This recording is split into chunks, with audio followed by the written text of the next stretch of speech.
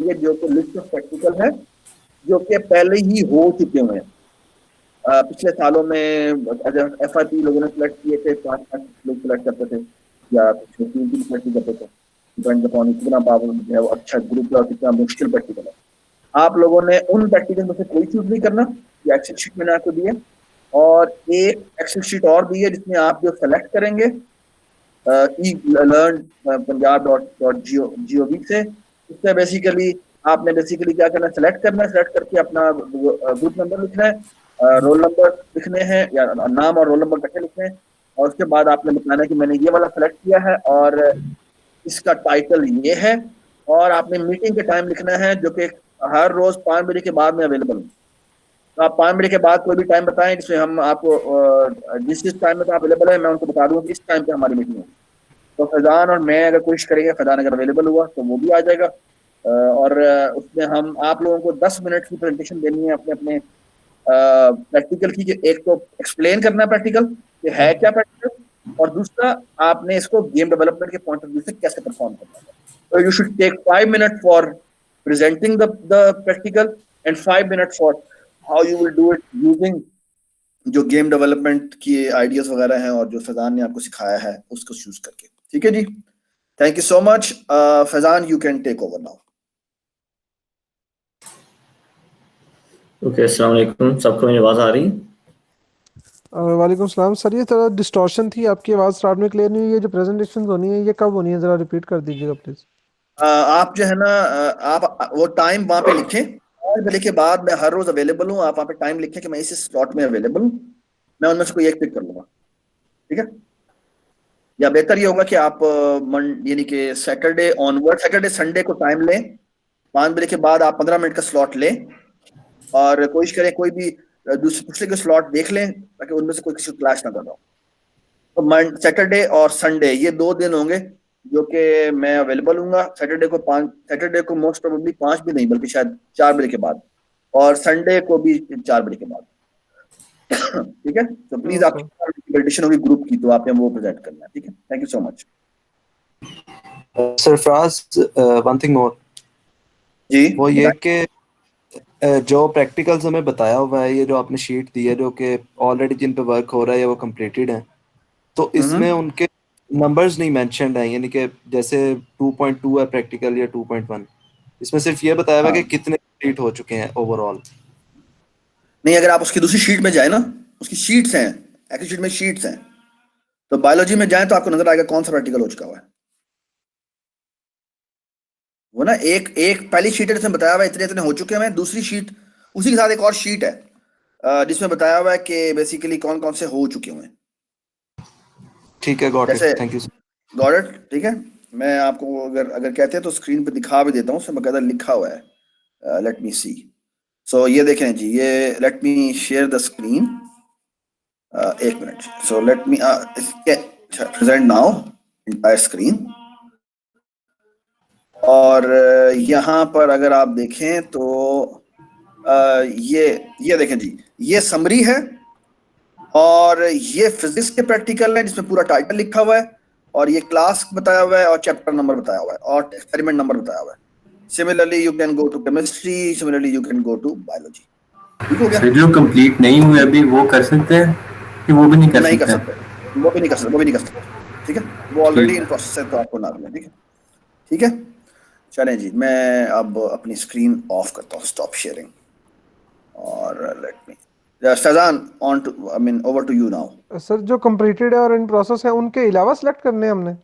बिल्कुल जी, और कोई भी अपने फेलोज का देख लें, जल्दी कोशिश करें सेलेक्ट करें, ताकि ये ना हो जो आप सेलेक्ट करना चाहते हैं वो पहले को सिलेक्ट कर लें। ठीक है, तो एक बंदा एक ही सिलेक्ट कर सकता है। ठीक है, अच्छा सरफराज, एक क्वेश्चन है, आपने इनको कौन सी क्लासेस दी है, 9th और 10th? 9th और 10th। ठीक है।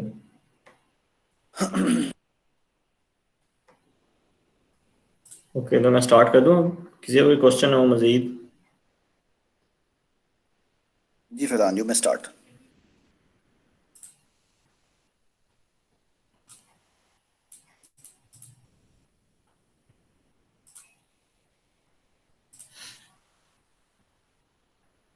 अच्छा, तो कल तक हमने क्या किया था? कल तक हमने बस यही किया था कि हमने देखा था हमारी इन्वेंटरी किस तरह से चल रही है और थोड़ा बहुत यूआई मॉड्यूल्स को देखा था। इसके अलावा हमने सिंपली अपना जो ऑपरेटर्स है ना उसे ड्रैग एंड ड्रॉप किया था, मतलब एक तरह से हमने ऑपरेटर्स को सेट कर लिया था ताकि वो थोड़ी इस तरह की हमारी शेप बनती हो। ठीक है, यूनिटी के स्टैंडर्ड एसेट्स यूज करते हुए। ठीक हो गया। अब हमने बेसिकली ये करना है कि ये जो हमने ऑपरेटर्स, अब उसको जूम कर लेते हैं, जो हमने ये ऑपरेटर्स ड्रैग किया ना इसके ऊपर इसकी जो जो फंक्शनैलिटी है हम वो इम्प्लीमेंट करते हैं। जैसे सबसे एक फंक्शनैलिटी तो हमें ये करनी है कि वो ये हमारा ये इंक्लाइंड प्लेन है, तो इसका एंगल क्या बनता है। ठीक है, लाइक ये हमारा इंक्लाइंड प्लेन है तो इसका एंगल क्या बनना है हमें वो चेक करना है। हमें ये चेक करना है कि बॉल हमारी कितने सेंटीमीटर के ऊपर प्लेस्ड है। ठीक है, सो बॉल को हमें किसी तरह स्टॉप भी करना है कि जब हम उसे इंक्लाइंड प्लेन के ऊपर रखें तो वो उसी पोजीशन के ऊपर स्टॉप रहे, और जब हम अपनी स्टॉप वॉच या कोई बटन क्लिक करें तो सिर्फ वो तभी मूव हो। ठीक है, सो रियल लाइफ में क्या होता है? रियल लाइफ में होता है कि आप इंक्लाइंड प्लेन रखते हो, इसका एंगल नोट करते हो कि इसका एंगल क्या बन रहा है, उसके बाद आप क्या करते हो, उसके बाद अपने बॉल को एक हाथ से पकड़ के रखते हो इसके ऊपर ही रखकर, और दूसरे हाथ में आपको स्टॉप वॉच होती है। सो फिर आप क्या करते हो, जैसे ही आप स्टॉप वॉच का बटन क्लिक करते हो आप बॉल को छोड़ देते हो, और जब तक वो इस पॉइंट तक नहीं आती ना तब तक आप स्टॉप वॉच को दोबारा क्लिक नहीं करते ताकि उसका जो टाइम है ना वो स्टॉप हो जाए। सो आपने करना क्या होता है, बॉल जब तक इस पॉइंट से लेके इस पॉइंट तक नहीं आती स्टॉप वॉच चलती रहे।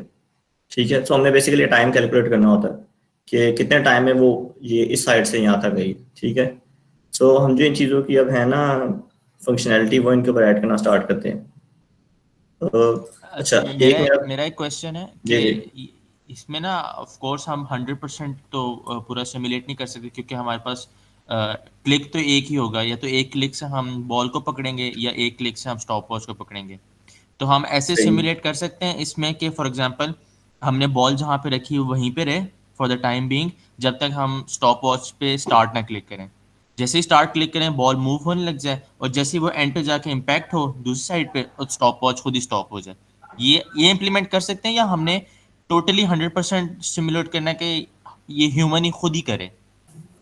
ओके, इसका जो आंसर है ना वो सिंपल सा है। जो आपने बात की है वो बिल्कुल सही कही है। हम इसको बिल्कुल ही 100% रियल लाइफ में सिमुलेट नहीं कर सकते, क्योंकि दो चीज़ें हैं। एक तो ये कि या तो ये पीसी के ऊपर होगी एप्लीकेशन या फिर ये हमारे मोबाइल के ऊपर होगी। ठीक है, तो इसमें तो यूज़र के पास मतलब दोनों हैंड्स का कंट्रोल नहीं है ऑब्वियसली। सो ये बात आपकी ठीक है कि हम इसमें ये कर सकते हैं कि हमने बॉल जितनी प्लेस कर दी उधर स्टॉप हो जाए, और जब स्टॉप वॉच पे क्लिक करें तो मतलब फिर वो स्टार्ट हो जाए रोटेशन उसकी।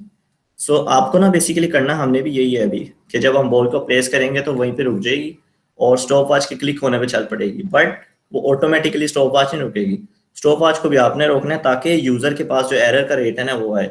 अगर हम उसे ऑटोमेटिकली कर देंगे ना तो फिर तो हमारे पास एग्जैक्ट वैल्यू आ जाएगी, फिर तो स्टूडेंट के पास कुछ रहेगा ही नहीं कैलकुलेट करने के लिए। सो हम नहीं चाहते कि स्टूडेंट के पास कभी भी एग्जैक्ट वैल्यू आए, वो खुद स्टॉप वॉच को पॉज करेगा तो उसमें एरर आएगा। सो बेसिकली हमने इसका ध्यान रखना है कि एरर का मार्जिन रहे। एरर का मार्जिन देखिए मेरी बात सुने, होना चाहिए। आई थिंक बेसिकली जो फैजान की पॉइंट है ना, जो कि हमने बहुत ज्यादा डिटेल में डिस्कस किया था अमान के साथ, फैजान के साथ, कि हमने हर प्रैक्टिकल के ये पर्सपेक्टिव जरूर देखना है कि रियलिटी में तकरीबन तमाम प्रैक्टिकल्स जो फिजिक्स केमिस्ट्री के होते हैं उनमें एरर्स होते हैं, और वो सही। एरर हमने और रियलिटी में हमेशा ऐसा होगा। तो हमने मेक श्योर करना है कि हम एरर डालें बिल्कुल, ताकि वो रियलिस्टिकली तो वो रियलिटी के करीब लगे। ये ना हो कि वो परफेक्शन से हो जाए तो उसे पता नहीं लगेगा चीजों का। ठीक है, मेरा यही क्वेश्चन है। Thank you. और अगर आप एक ज़हन में रखें एक और बात, वो देखिए हर प्रैक्टिकल के एंड पे सवालात हैं। ठीक है, हर प्रैक्टिकल के एंड पे अगर आप इसको देखें ना, ये पढ़ें तो उसके एंड में सवालात हैं, उनको भी ज़हन में रखें और कोशिश करें कि प्रैक्टिकल में वो सवाल भी डिस्कस हो। ठीक, सिर्फ वो प्रैक्टिकल डिस्कस ना हो, किसी तरह से वो सवालात भी उसके अंदर आ जाएं, और कोशिश करें कि आपका प्रैक्टिकल जब एंड हो तो उसके बाद ये सवालात उससे पूछे जाएं, और वो उससे सवालात जो हैं वो उसके आंसर से बताया जाए कि ये सवाल तुम्हारा ठीक है, ये गलत है। उसको बेशक हम थोड़ा चेंज भी कर देंगे क्योंकि वो उसमें कई ऐसे हैं जो टेक्स्ट वाले हैं, तो उसको आप ऑब्जेक्टिव टाइप भी बना सकते हैं खुद सोच समझ के। ठीक है, ठीक है, थैंक यू। अच्छा, और आप जब खुद भी प्रैक्टिकल डिजाइन करोगे ना, यहाँ पे सिमुलेशन करोगे, तो आपने भी इस चीज़ का ध्यान रखना है। ये जो आपने सवाल किया ना उमर, कि आपने इन चीज़ों का ऑब्वियसली ध्यान रखना है कि किस चीज़ को आपने मतलब एक ही जगह पे स्टिल रखना है और किस तरह आपने मतलब सिमुलेट करना है। किस तरह हो सके कि एक तो यूजर को इजी भी रहे सिमुलेट करना, और यूजर को समझ भी आ जाए कि असल लाइफ में प्रैक्टिकल करते कैसे हैं। तो आपने ना बस इन चीज़ों का ध्यान रखना है कि ये चीज़ें हों। तो इसको स्टार्ट करते हैं, तो इसमें भी मसले होंगे तो हम उनको साथ साथ ना फिर देखते हैं क्या मसले आते हैं, ठीक है। सो मैंने ये प्रैक्टिकल वैसे तो पहले बनाया हुआ है, लेकिन ये जो नए मॉड्यूल्स बनाया ना मैंने, जैसे इन्वेंट्री या फिर ये, हम बेसिकली मॉड्यूलर अप्रोच यूज़ कर रहे हैं, तो उसके साथ भी मैं पहली दफ़ा ही ट्राई कर रहा हूँ इस प्रैक्टिकल को। सो ये तो ताकि आप लोग भी ना ये मॉड्यूल्स, एक तो इसका मकसद है आप लोग मॉड्यूल समझ जाएं और आपको पता चले इनको यूज़ कैसे करना है, ठीक है। सो अब मैं इसको प्ले करता हूँ।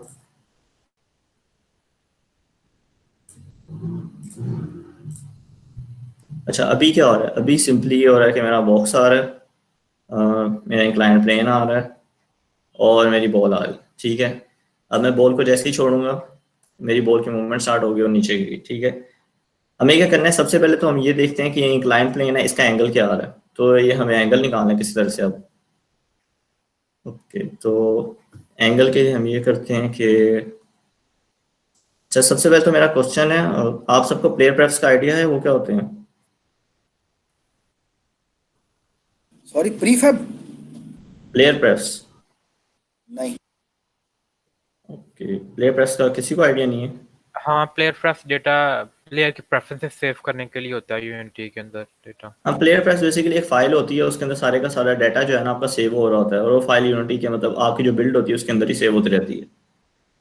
तो player press basically data store करने के लिए होता है, काफ़ी इजी टू यूज़ है, कोई आपको फाइल क्रिएट नहीं करनी पड़ती, कुछ नहीं करना पड़ता, जितना मर्जी डाटा उसमें ना स्टोर करवा सकते हो आप एक लिमिट तक। सो ये मैं बता ही देता हूँ प्लेयर प्रेस किस तरह यूज़ होंगे। अच्छा, सबसे पहले हमें अपने इंक्लाइन प्लेन का एंगल निकालना है, तो हम क्या करेंगे, प्रीफैब्स हमारे पास ऑलरेडी हैं। ये हमारा मीटर रोड है और मीटर रोड को मैं यहाँ प्रीफैब से इधर ड्रैग एंड ड्रॉप कर रहा हूँ, ठीक है। सो ये हमारे पास हमारा मीटर रोड आ गया। ओके, एक और क्वेश्चन, आप सबको वर्ल्ड कैनवस का पता है?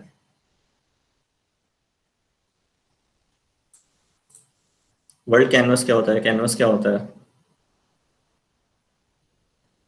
मैंने फैंटी लगा देनी है। कैनवस का तो पता है, जो लेयरिंग वगैरह के लिए यूज करते हैं कि ये इस चीज के ऊपर आएगा, ये उसके फोरग्राउंड में आएगा, बैकग्राउंड में आएगा। वर्ड कैनवस का नहीं पता। कैनवस लेयरिंग के लिए नहीं होता, कैनवस मतलब बेसिकली टेक्स्ट आप वगैरह, सारी, टेक्स्ट अगर हम हाँ, ऐड करते हैं ना तो वो कैनवस के ऊपर आता है ना। बेसिकली आपके जितने भी यूआई एलिमेंट्स होते हैं ना, कैनवस का बेसिकली मकसद ये होता है कि उसके ऊपर सारे के सारे यूआई, जितनी आपके इंटरेक्शन होने हैं, जितने आपके बटन होने हैं, जितना आपका टेक्स्ट होगा, ये सारे यूआई एलिमेंट्स हैं, तो ये सारे के सारे आपके कैनवस में ही आएंगे हमेशा, और कैनवस में ही डिस्प्ले होंगे, वरना वो एज अ गेम ऑब्जेक्ट नहीं, लेकिन यूआई के ऑब्जेक्ट्स जो है ना, मतलब आप कह लो कि वो ज़्यादा बेहतर है, ठीक है। लेकिन वर्ल्ड कैनवस का आपको नहीं आइडिया, तो वर्ल्ड कैनवस देख लेते हैं क्या है। अच्छा, सो आई थिंक एक एग्जांपल सीन ही ऊपर कर लेते हैं वर्ल्ड कैनवस के लिए।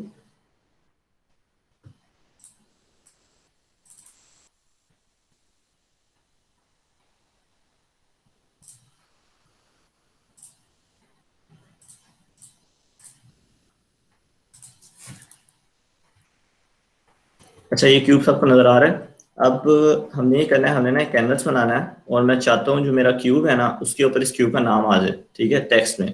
सो किस तरह से कैनवस क्रिएट करते हो आप? यहाँ पे यूआई में जाते हो, अपने कैनवस में गए, जावा का कैनवस बन गया, और अब हम इसमें जाते हैं सीन में, डबल क्लिक, और एक टेक्स्ट का ऑब्जेक्ट बना देते हैं इसके अंदर। टेक्स्ट आ गया, इसको थोड़ा सा आप कर लेते हैं, इसकी वेट 500 और हाइट भी इसकी रख देते हैं, ठीक है। और यहाँ पे मैं लिखता हूँ क्यूब।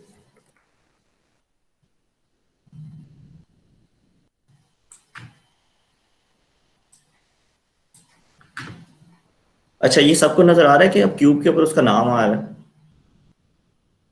ठीक है। हाँ, नजर आ रहा है। अब व्हाट इफ मैं अगर ये करूँ, मैं बेसिकली चाहता ही हूँ कि जिधर जिधर मेरा क्यूब मूव हो ना, उधर उधर इसका नाम भी इसके साथ आता रहे, ठीक है। सो अब मैं क्या करता हूँ, मैं अपने क्यूब को मूव कर रहा हूँ, और वो जो मेरा टेक्स्ट है वो तो वहीं का वहीं है, वो इसके साथ मूव नहीं हो रहा। आप कैनवस को उसका चाइल्ड बना दें तो वो उसके साथ साथ मूव होता रहेगा। कैनवस को इसका चाइल्ड बना देते हैं, Let's see what happens। फिर भी नहीं हो रहा। अच्छा, कैनवस जो है वो स्क्रीन से मैप होता है, तो किसी तरीके से क्यूब की सरफेस पे मैप करेंगे कैनवस की। हाँ, बेसिकली हो यही रहा है कि कैनवस जो है वो स्क्रीन के साथ हमारा मैप हुआ हुआ है, तो हमें उसे किस तरह ना क्यूब का चाइल्ड बनाना है ताकि उसके साथ वो लिंक हो जाए। अच्छा, आपने गेम्स तो सारों नहीं खेली हुई हैं, आप सबने गेम्स देखी होंगी जिसके ऊपर आपके प्लेयर के ऊपर हार्ट आ रहा होता है उनका, या फिर कोई टेक्स्ट आ रहा होता है तो प्लेयर के साथ ही मूव हो रहा होता है, ठीक है।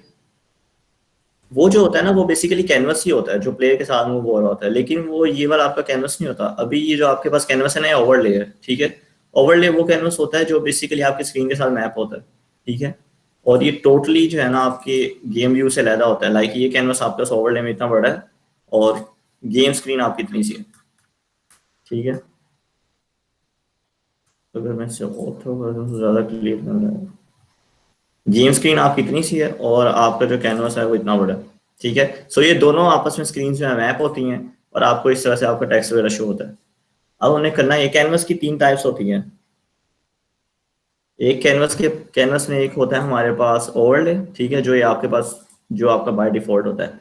एक आपके पास होता है स्क्रीन स्पेस कैमरा होता है।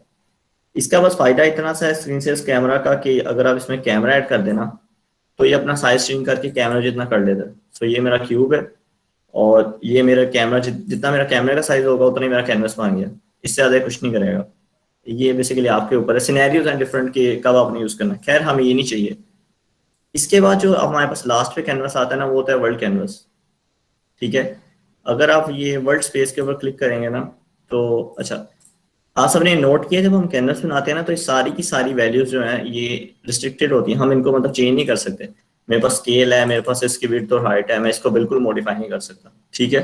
सो एक तो ये क्या, जब वर्ल्ड स्पेस में जैसे ही आते हैं ना आपको इन सबकी एक्सेस आ जाती है। मैं कैनवस का स्केल चेंज कर सकता हूँ, कैनवस को रोटेट कर सकता हूँ, उसकी विड्थ और हाइट कम कर सकता हूँ। तो एक तो चीज़ है जो वर्ल्ड कैनवस ने बता दी है कि ये कर सकते हैं, ठीक है। दूसरा ये कि अब इसका एक तो साइज बहुत बड़ा है, मैं चाहता हूँ कि ये जो मेरा कैनवस है ना छोटा होकर बिल्कुल मेरे क्यूब के अंदर आ जाए। सो मैं क्या करता हूँ, एक तो ये कि इस कैनवस को अपने क्यूब का चाइल्ड बनाता हूँ। अब क्योंकि मेरे पास इन चीज़ों की एक्सेस है तो मैं इसको 0 0 करता हूँ। तो मैंने 0 0 किया तो क्योंकि क्यूब का चाइल्ड है तो इसे क्यूब के मिड में आ जाना चाहिए। तो अगर मैं जूम करूँ तो ये क्यूब के मिड में आ रहा है, लेकिन उतना ही ये जो है ना बड़ा भी है अभी। अब आपने इसको छोटा करना है। एक चीज आपने हमेशा याद रखनी है वर्ल्ड कैनवस को छेड़ते हुए, वो ये कि कभी भी वर्ल्ड कैनवस की विड्थ और हाइट को नहीं छेड़ना आपने, ठीक है। ये सिर्फ वर्ल्ड कैनवस के लिए है। मैं यहाँ पर लिख देता हूँ,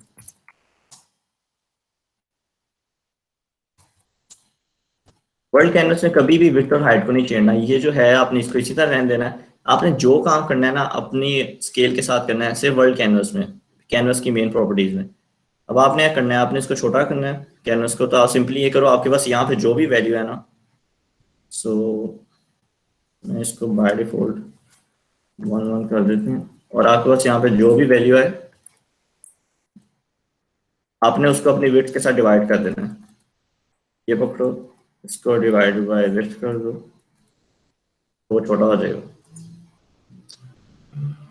किसी को पता है ये डिवाइड कैसे किया मैंने? ये यूनिटी के अंदर बाय डिफॉल्ट ही ना इन सब में इनपुट फील्ड होती है कि अब यहाँ पे कोई भी अपनी एक्सप्रेशन लिखो तो वो ऑटोमेटिकली कैलकुलेट कर देता है, ठीक है। अब मैं ये वर्ल्ड कैनवस पे दोबारा क्लिक करता हूँ।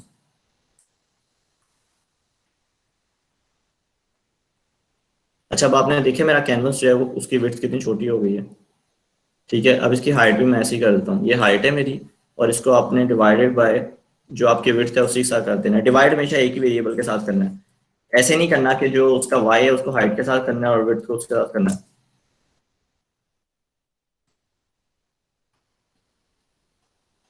ओके, अब ये मेरा कैनवस छोटा हो गया, लेकिन ये कैनवस जो है ना मेरा, क्योंकि अब इसके अंदर हमारे पास पोजीशन एक्स और वाई और जी तीनों है, तो अब वो जेड एक्सेस में थोड़ा सा पीछे पड़ा हुआ है, मैं उसे थोड़ा सा फ्रंट पे ले आता हूँ, ठीक है। ये मेरा जो है फ्रंट पे आ गया। और एक काम करते हैं कि मैं अपने क्यूब को कलर भी देता हूँ।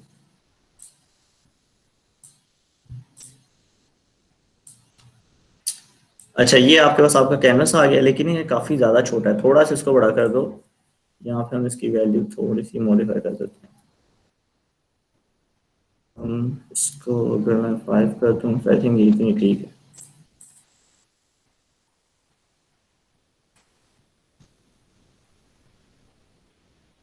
अच्छा, अब हमारा कैनवस आसार ने दिखा है कि वो कैनवस जो है एक तो ये कि क्यूब का चाइल्ड बन गया है और हमने कैनवस की रेजोल्यूशन बिल्कुल छोटी सी कर दी है। विड्थ और हाइट उसकी उतनी की उतनी है, बस हमने स्केल के साथ काम किया और जेड में इसे हमने थोड़ा सा फॉरवर्ड कर दिया, ठीक है।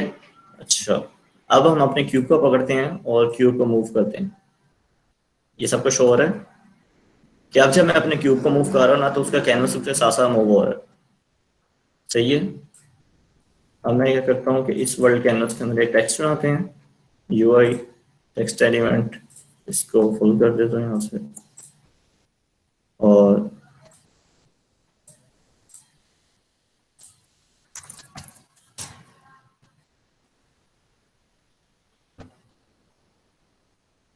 अब मैं गेम प्ले कर रहा हूँ अपनी,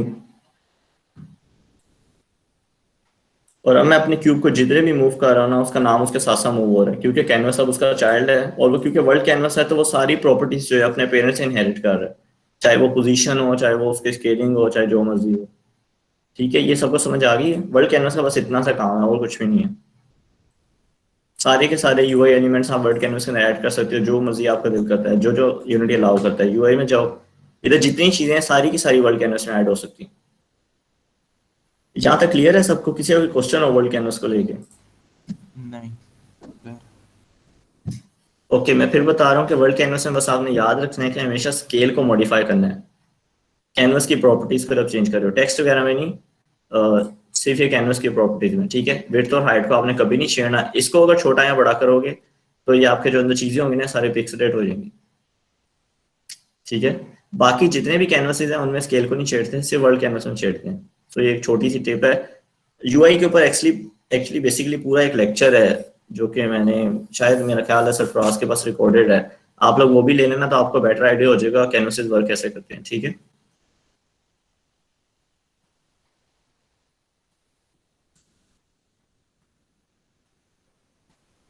अच्छा अब हम अपने ये सीन में आ गए हैं। अब यहाँ पे जो है हम क्या करेंगे, एक हम ये काम ये कर लूंगा मैं अभी कि हम अपने मीटर रोड में ना जो उसका एंगल आता है ना वो बिल्कुल मीटर रोड के नीचे या मीटर रोड के टॉप पे शो करवा सकते हैं वर्ल्ड कैनवस के थ्रू। ठीक है, मतलब मीटर रोड का जो भी एंगल बनता है वो हमारे पास यहाँ पे रोटेशन में तो आता ही है। सो हम यूजर को जो है ना एंगल एक तो दिखा सकते हैं यहाँ पे बिल्कुल मीटर रोड के नीचे कि जो भी इंक्लाइंड प्लेन बन के उसका एंगल आता है वो क्या है। ठीक है, सो इसके लिए हमें क्या करना पड़ेगा, एक तो ये करना पड़ेगा कि आपको अपना प्रीफैब ओपन करना पड़ेगा। ठीक है, और इसके अंदर एक वर्ल्ड कैनवस क्रिएट करना पड़ेगा।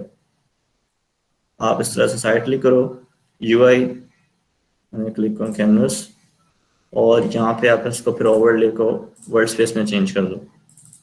अगेन वो कैनवस इतना बड़ा है तो इसको 0 0 कर दो।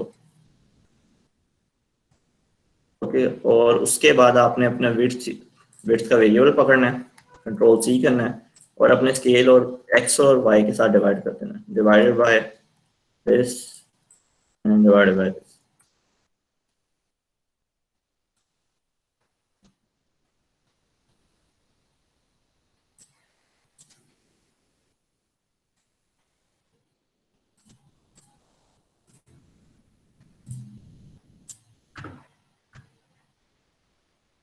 इसको ये कर देते हैं।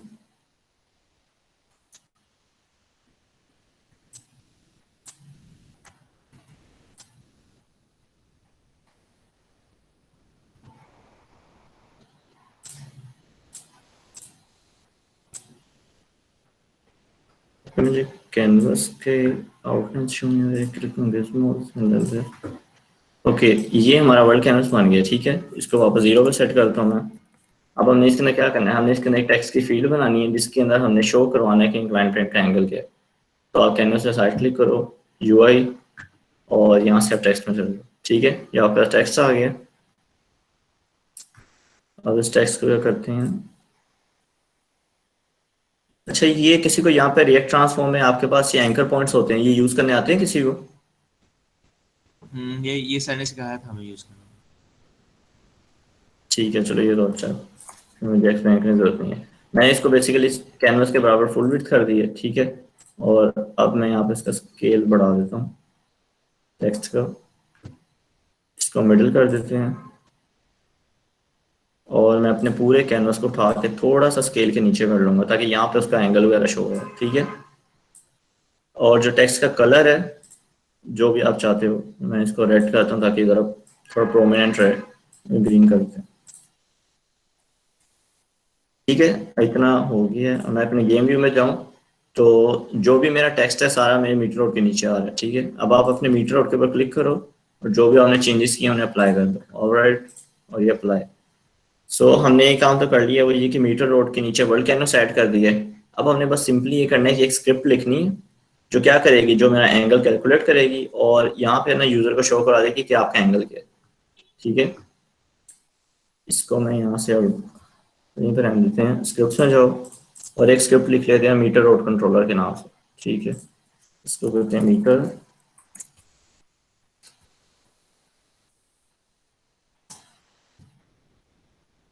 ये मेरी मीटर रोड कंट्रोलर के नाम स्क्रिप्ट आ गई है।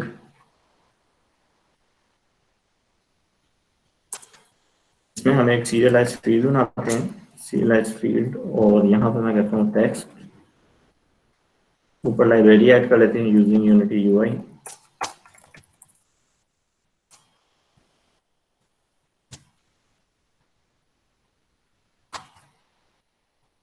ठीक है, और इसको मैं कहता हूँ टेक्स्ट करते हैं।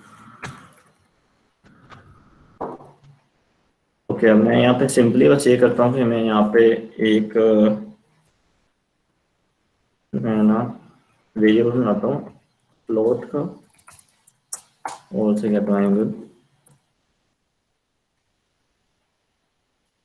और एंगल को मैं यहाँ पे कहता हूँ angle is equal to transform dot other angles dot set.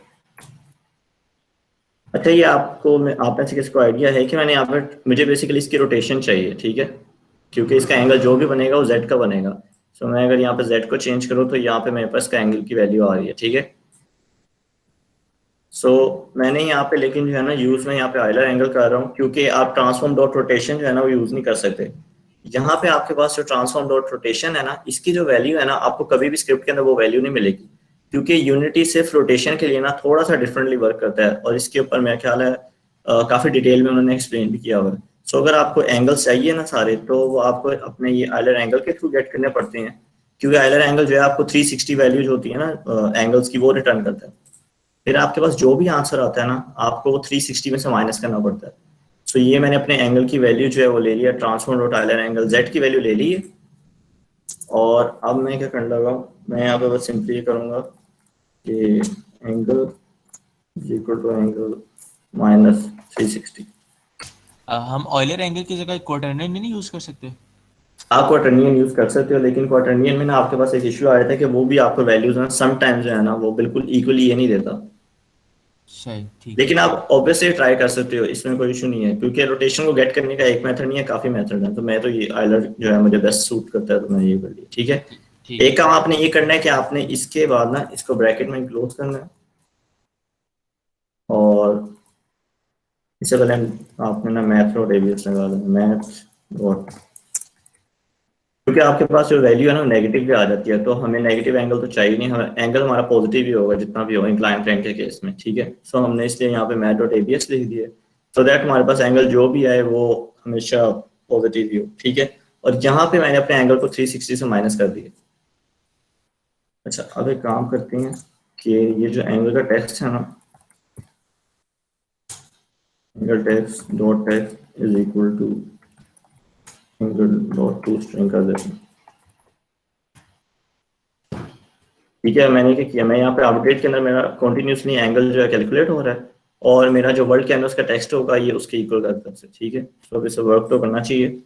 Metre road है, मीटर रोड के ऊपर मैं मीटर रोड की स्क्रिप्ट लगाते हैं, मीटर रोड कंट्रोलर, उससे वर्ल्ड कैनवस का रेफरेंस चाहिए, तो आप उसे रेफरेंस पास कर दो और सिंपली यहाँ पे अप्लाई कर दो। ठीक है, अब मैं अपने मीटर रोड को डिलीट कर देता हूँ, इसको टेस्ट करते हैं, प्ले करते हैं, ये बॉक्स आ गया और ये हमारे पास जो है हमारा मीटर रोड आता है। ठीक है,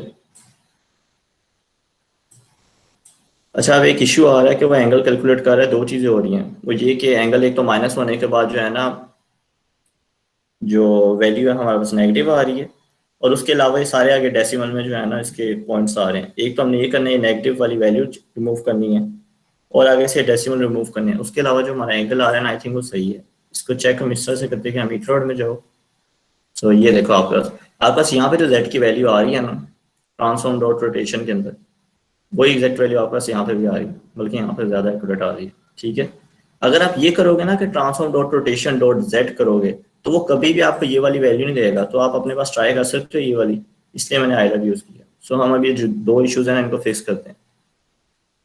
एक तो ये नेगेटिव का साइन रिमूव करना है, तो आप सिंपली ये कर लो, इससे नेगेटिव आउट खत्म हो जाएगा। अच्छा, दूसरा ये कि आपका डेसिमल में डाटा आ रहा है, ये जो टू स्ट्रिंग का फंक्शन है ना, इसके अंदर आप सिंपली पैरामीटर्स होते हैं, मतलब वो पास कर दो। मैं इसके अंदर पास कर रहा हूँ F0। अच्छा, टू स्ट्रिंग ना काफी मजे का फंक्शन है, ये किसी भी फ्लोट वैल्यू को, डबल को, या किसी भी चीज को स्ट्रिंग में कन्वर्ट करता है। इसके साथ साथ आप इसमें पैरामीटर्स भी कुछ पास कर सकते हो जो उन वैल्यूज को मॉडिफाई भी कर सकती है। तो लाइक अब ये मेरी जो एंगल की वैल्यू है, ये मेरे पास डेसिमल आ रही है, सो उसको मैंने रिमूव करने के लिए सिर्फ स्ट्रिंग में रिमूव करने के लिए मैंने उसके अंदर FO पास कर दिया, F0। ठीक है, F0 ये करेगा कि जो भी डेसिमल पॉइंट्स होंगे उन सबको रिमूव कर देगा और मेरे पास बस एक वैल्यू जो है उसको शो कराएगा। मैंने इसको इंटीजर में इसलिए कन्वर्ट नहीं किया क्योंकि एंगल हमें जो है ना, अगर आप एक्यूरेट बिल्कुल रीडिंग चाहते हो ना, तो उसके लिए हमें डेसिमल की जरूरत होती है। ठीक है, सो हमें इसको सेव करते हैं और प्ले करते हैं।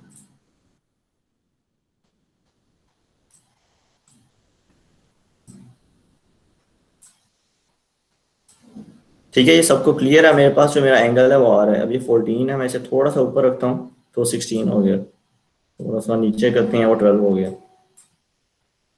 ठीक है, ये कलर नहीं सही है, आई थिंक ये ग्रीन बिल्कुल नजर नहीं आ रहा, मैं ये कलर बस चेंज कर दूँ।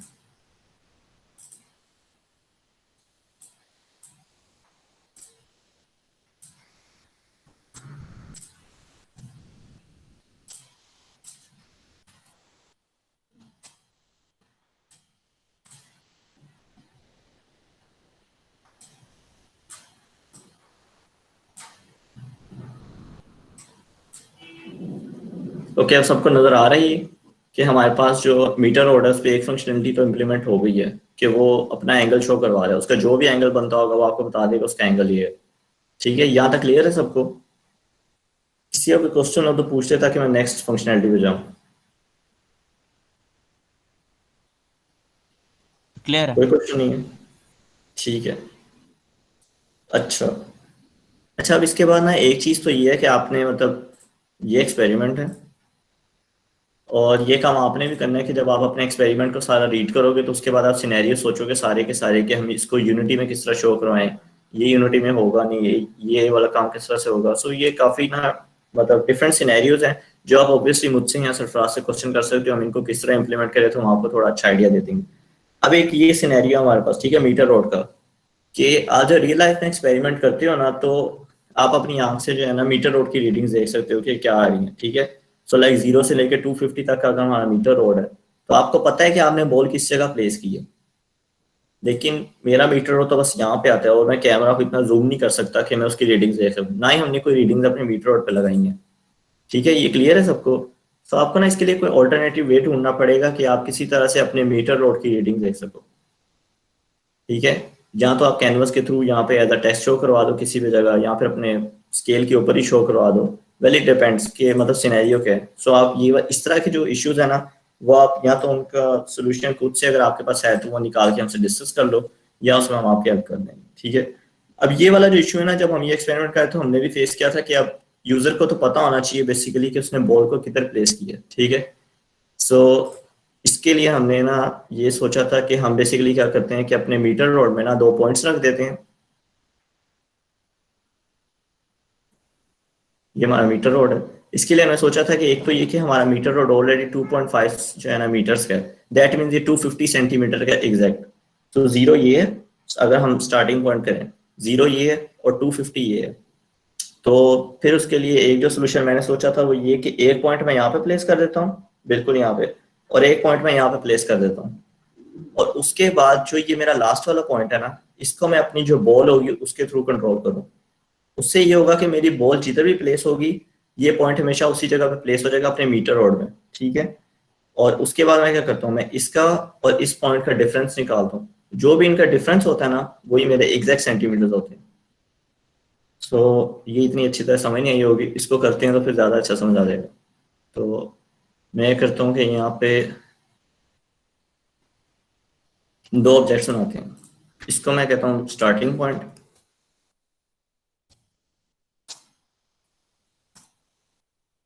ठीक है, ये मेरा स्टार्टिंग पॉइंट है।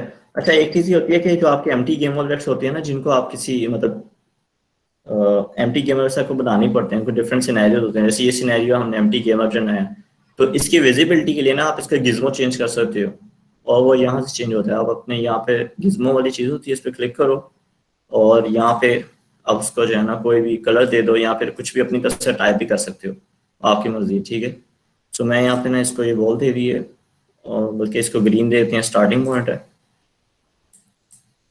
और इसकी जो वैल्यू है ना वो यहाँ से आप हम करते हैं 0.5।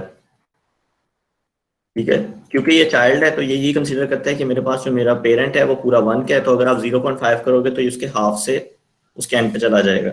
ठीक है, इसी तरह एंडिंग पॉइंट बना लेते हैं हम एक, स्टार्टिंग पॉइंट था और इसको एंडिंग पॉइंट करते हैं, और इसको मैं कहता हूँ -0.5। इसका गिज्मो 100 कर देता हूँ।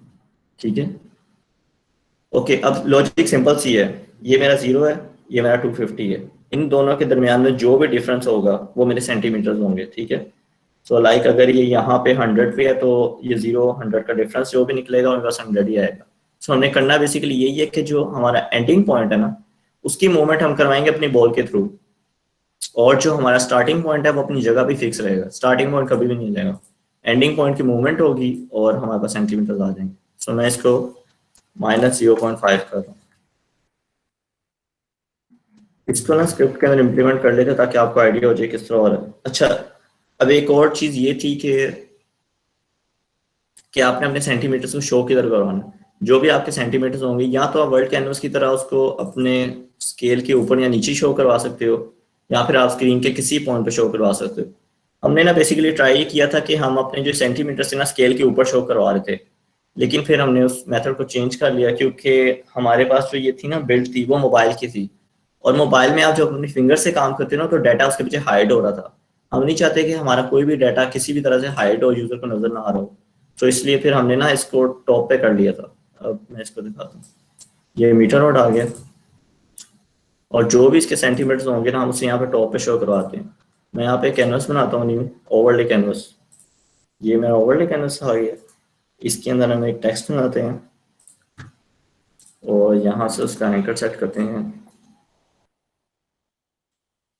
टॉप लेफ्ट पे, और हम अपने टेक्स्ट को यहाँ पर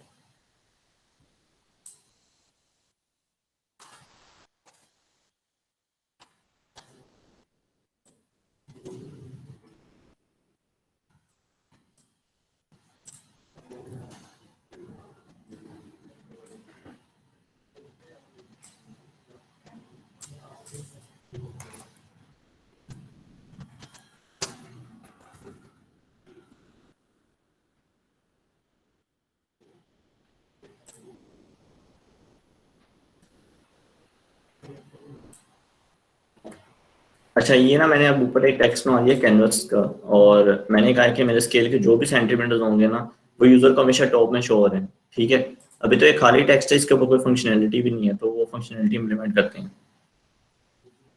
मैं अपने मीटर रोड की स्क्रिप्ट के अंदर आता हूँ, और यहाँ पे ना आप एक तो ये कि आप लोगों को हेडर्स बनाने आते हैं, अपने स्क्रिप्ट करते हो ना हेडर्स को कोशिश किया करो बनाया करो। हेडर से एक तो आसानी होती है, जो आपके प्रोफेसर या जो भी आपके असाइनमेंट चेक कर रहे हैं उन्हें पता चल जाता है आपने वेरिएबल्स क्या बनाए हैं और उनका काम क्या है। दूसरा, ये कोड आपका क्लीन भी होता है, तो अगर आप अपना किसी को कोड दिखाओ ना तो उसे यही पता है कि आपको चीज़ों का आइडिया है, आप थोड़ा साफ सुथरा कोड करते हो। तो यहाँ पे मैं इसको हेडर बनाता हूँ, ये वर्ल्ड कैनवस के लिए था, तो यहाँ पे बस लिख दो वर्ल्ड कैनवस, और मैं एक और हेडर बनाता हूँ जो ये वाला काम है हम इसके लिए करें सेंटीमीटर्स के लिए।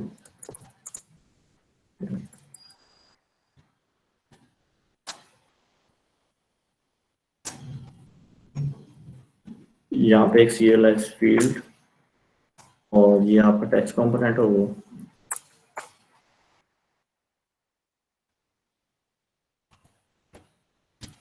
ठीक है, अच्छा, और इसके बाद हमें क्या चाहिए, हमें अपने मीटर रोड में ना ये 2 पॉइंट्स को भी बताना है। ये जो पॉइंट्स हमने अभी भी बनाए हैं ना, स्टार्टिंग पॉइंट और एंडिंग पॉइंट, ये दोनों हमें चाहिए।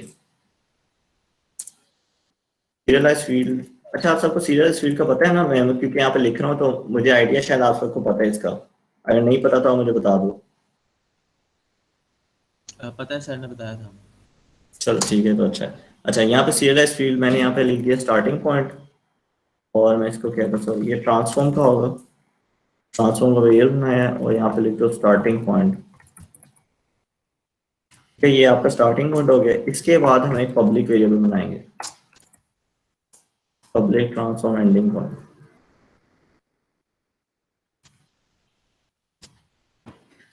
मैंने अपने जो एंडिंग पॉइंट है ना, उससे मैंने पब्लिक इसलिए किया क्योंकि मुझे ना इसका रेफरेंस चाहिए किसी और स्क्रिप्ट में। अगर तो मैं इसे सीरियलाइज करता तो ये प्राइवेट होता और मैं इसको गेट नहीं कर पाता। सो मुझे इसको गेट करना है ताकि मैं इसकी पोजीशन को चेंज कर सकूं। तो मीटर और ओपन करता हूँ। सो अगर मेरे पास इसका रेफरेंस होगा तभी मैं इसकी पोजीशन को इस तरह से मूव करवा सकता हूँ। ठीक है, तो इसलिए मैंने इसे पब्लिक कर दिया। ये आपके पास पब्लिक हो गया और आप अपने ना अपडेट के अंदर ही आ जाओ। ये सारा काम है।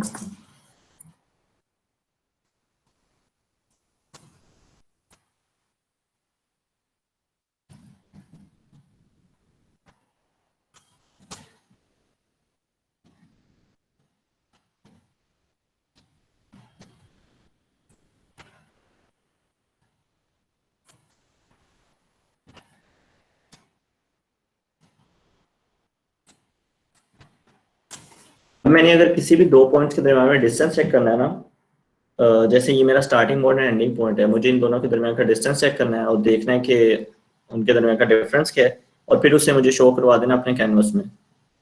तो उसके लिए सिंपल सा जो है ना आपके पास फॉर्मूला है, जो यूनिटी ने बल्कि वेक्टर ने दिया हुआ है, वेक्टर 3 डॉट डिफरेंस करो और उसके अंदर अपने दोनों पॉइंट्स पास कर दो।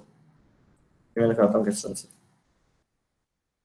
आप यहाँ पे आओ और लिखो, हमें उसे एक वेरिएबल में सेव करना, तो मैं यहाँ पे फ्लोट का वेरिएबल बना रहा हूँ, फ्लोट TMS के नाम से, और यहाँ पे आप लिखो vector 3 dot difference, distance difference. इसमें आपने स्टार्टिंग पॉइंट पास करना है और अपना एंडिंग पॉइंट पास करना है।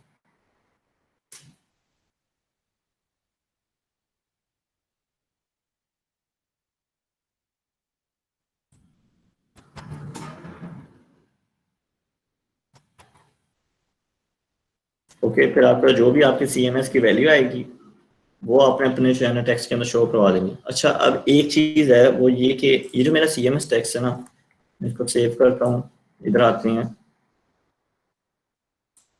हम अपने गेम व्यू में आए, और ये मेरा मीटर रोड है, इसके ऊपर मैं क्लिक करूँ तो मेरे पास यहाँ पे ना CMS, ये तो एक तो ये कि मैं स्टार्टिंग पॉइंट और एंडिंग पॉइंट का ना पहले रेफरेंस दे देता हूँ। ये मैंने स्टार्टिंग पॉइंट का दे दिया और ये मेरा एंडिंग पॉइंट का रेफरेंस हो गया। ठीक है, ये दोनों रेफरेंसेस तो वो हैं जो मेरा मीटर रोड के चाइल्ड हैं और हमेशा मीटर रोड के पास ही रहेंगे। लेकिन जो मेरा CMS टेक्स्ट है ना, इसका रेफरेंस जो है ये हायरार्की के अंदर ऑलरेडी पड़ा हुआ है। अगर मैं इसको ये दूं यहाँ पे और मैं यहाँ से इसको अप्लाई कर रहा हूँ, ठीक है, सो अभी मैं क्या करता हूँ, यहाँ से मीटर रोड को डिलीट कर देता हूँ। मैंने मीटर रोड को डिलीट इसलिए किया कि मीटर रोड ने तो मेरे हमेशा इंस्टेंशिएट होना है इन्वेंट्री से। ठीक है, सो जस्ट मतलब अब सिमुलेट करते हैं कि हमारे जो है प्रोजेक्ट चल रहा है, मीटर रोड इंस्टेंशिएट हुआ है, क्या हुआ है, इंस्टेंशिएट हो गया, सब कुछ है उसके पास, लेकिन उसके बाद CMS टेक्स्ट का जो है ना रेफरेंस गायब हो गया। वो इसलिए गायब हुआ है कि जो चीज़ ऑलरेडी हायरार्की में है ना, उसका रेफरेंस नहीं वो पकड़ सकता खुद से। उसके लिए आपको स्क्रिप्ट में से बताना पड़ेगा कि इसे इसका रेफरेंस गेट करना है। सो उसके डिफरेंट मेथड्स हैं। एक तो मेथड ये है जो सिंपल सा है कि आप टैग के थ्रू कर लो। सो आप अपने टेक्स्ट के ऊपर आओ और इसको ना टैग, कोई भी टैग बना लो। ये टैग मैंने ऑलरेडी बनाया हुआ था, इसलिए इसको दोबारा बनाता हूँ। मैं यहाँ पे एक टैग बना रहा हूँ सेंटीमीटर CMS का। ठीक है, ये मेरा टैग बन गया और इस टेक्स्ट कंपोनेंट को ना मैंने अपना टैग दे दिया। मेरे पास मेरा टैग आ गया CMS का, और मैं अपनी स्क्रिप्ट के अंदर आता हूँ। इसके पीछे से सीरियलाइज मिटा देते हैं क्योंकि अब ये हमें इंस्पेक्टर के थ्रू नहीं करना, कोड के थ्रू काम करना। सो आप अपने स्टार्ट के अंदर आओ। स्टार्ट में आते साथ ही ना हम इसका सबसे पहले तो CMS टेक्स्ट का रेफरेंस लेंगे ताकि हमारे अपडेट में कैलकुलेशन से पहले पहले ही हमारे पास टेक्स्ट का रेफरेंस हो।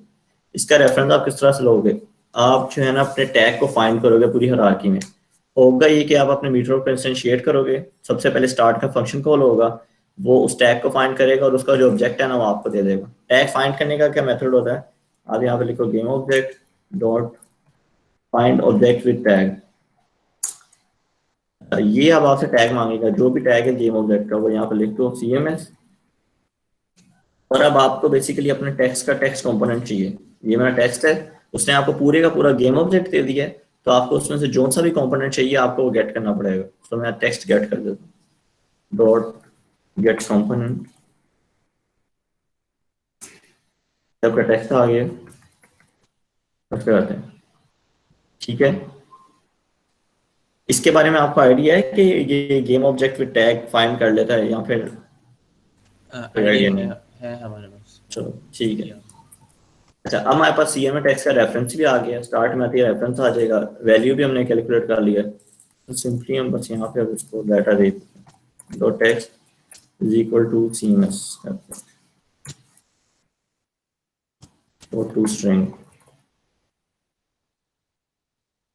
और इसके अंदर जो है ना मैं F0 भी लिख रहा हूँ ताकि मेरी स्ट्रिंग जो है ना डेसिमल पॉइंट्स को खत्म कर दे, ठीक है। इसको प्ले करते हैं तो इसको रन करना चाहिए।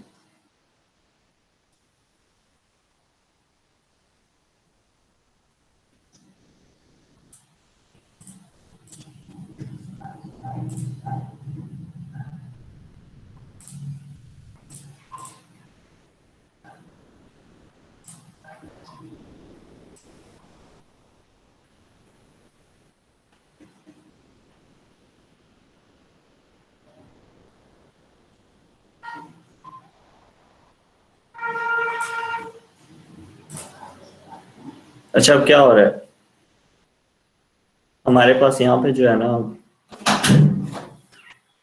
बाय डिफॉल्ट जो है ना वो 3 दे रहा है। एक तो ये कि यहाँ पे मैंने थोड़ी सी गलती किया, वो ये कि हमें ये डेसिमल नहीं करना, क्योंकि अभी नहीं करना, इसको बाद में करेंगे। अच्छा, आपके पास जो आपकी CMS की वैल्यू आ रही है ना, मैंने आपको स्टार्टिंग बताया था कि यूनिटी जितना भी काम करता है ना वो सारा स्केल्स में करता है, और जो उसका स्केल का यूनिट है ना वो उसका मीटर होता है, ठीक है। तो हमारे पास जो डाटा आ रहा है वो मीटर्स में है, उसको सेंटीमीटर में कन्वर्ट किस तरह करेंगे, उसको सेंटीमीटर में कन्वर्ट करने का सिंपल तरीका है, उसको मल्टीप्लाई बाय 100 कर दो। सो मेरे पास ये जितनी भी वैल्यू आई है डिफरेंस के बाद जो मीटर्स में आती है, आप उसको मल्टीप्लाई बाय 100 कर दो, वो सेंटीमीटर में कन्वर्ट हो जाएगी। मैं आप उसको मल्टीप्लाई बाय 100 कर देता हूँ,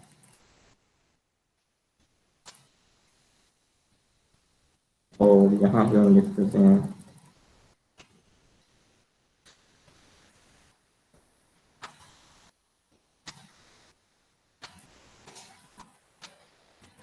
ठीक है, उसको प्ले करते हैं।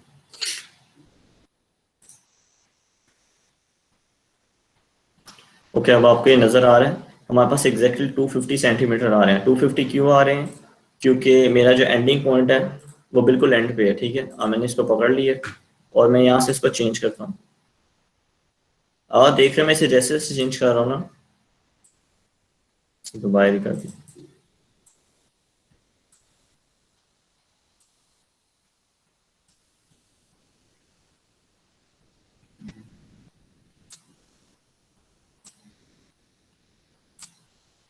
ओके, मैं इसे जैसे जैसे क्लोज और कर रहा हूँ ना, वो देखे उसकी सेंटीमीटर की वैल्यू जो चेंज होती जा रही है। अगर मैं इसे बिल्कुल ग्रीन के ऊपर ले आऊंगा तो 0 हो जाएगा। अगर मैं इसको 0 कर दूं, सॉरी वो मिड में चला गया, इसको 0.5 कर दें और 1 हो गया। इसको वापस कर देते हैं -0.5। अच्छा, अब एक चीज़ हो रही है, वो ये कि हमारा सेंटीमीटर तो यहाँ से कैलकुलेट हो रहा है, ठीक है, लेकिन हमने करना ये है कि सेंटीमीटर कैलकुलेट हमारी बॉल कर रही होगी। जितनी भी बॉल आएगी हमारी, तो ये काम बॉल का होगा कि वो इसका जो एंडिंग पॉइंट है उसको गेट करेगी, और इसको गेट करके इसकी पोजीशन वही वाली दे देगी जहाँ पे बॉल प्लेस है, ठीक है। सो अब ये काम कर लेते हैं।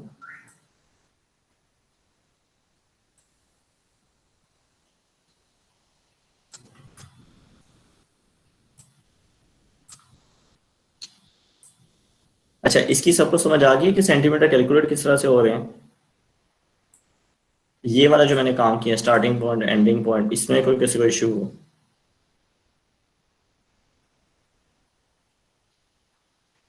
सबको समझ आ गई है?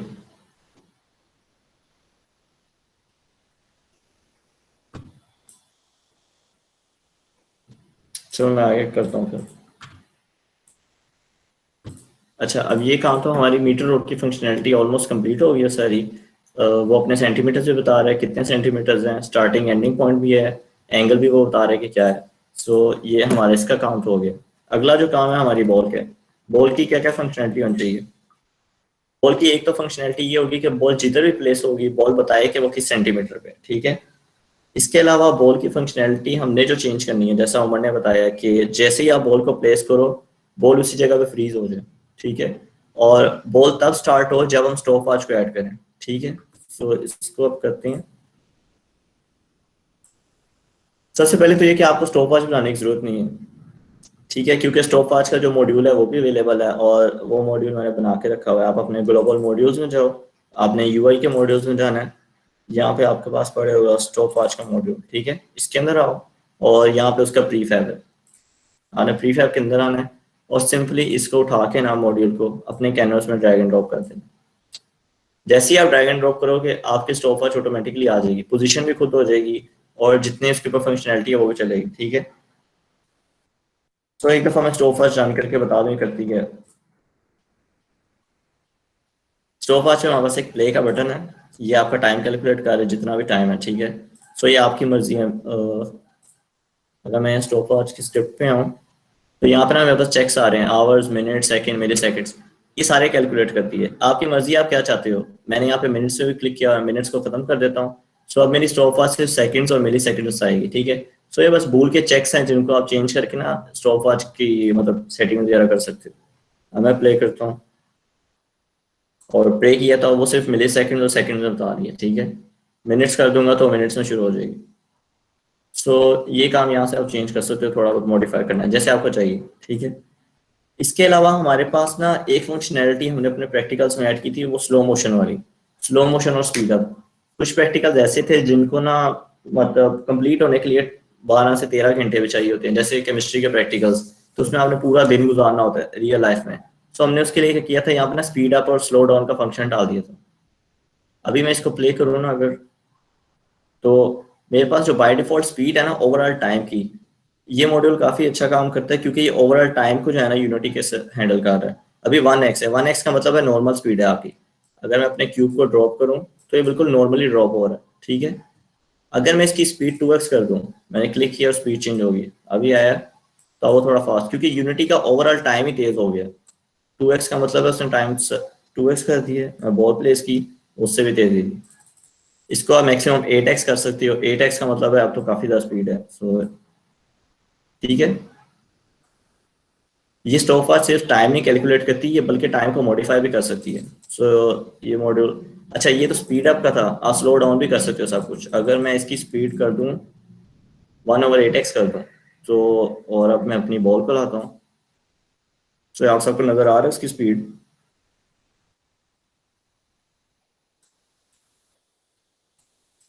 ठीक है। इस स्टॉप वॉच का ये जो प्ले और सेट्स का मॉड्यूल है ना, आपकी मर्जी है आपने यूज करना है कि नहीं, तो इसको आप यहाँ से सिंपली आप अपने स्टॉप वॉच में डिसेबल भी कर सकते हो, ठीक है। हमें जो अभी सिनेरियो के लिए प्रैक्टिकल में चाहिए ना, वो हमें बस स्टॉप वॉच चाहिए। आपने ऐड कर ली, प्ले का बटन और ये रीसेट का बटन है, ये स्टॉप वॉच के बटन है, ठीक है। ओके, अब हम अपनी बॉल की जो है ना फंक्शनैलिटी इंप्लीमेंट करते हैं।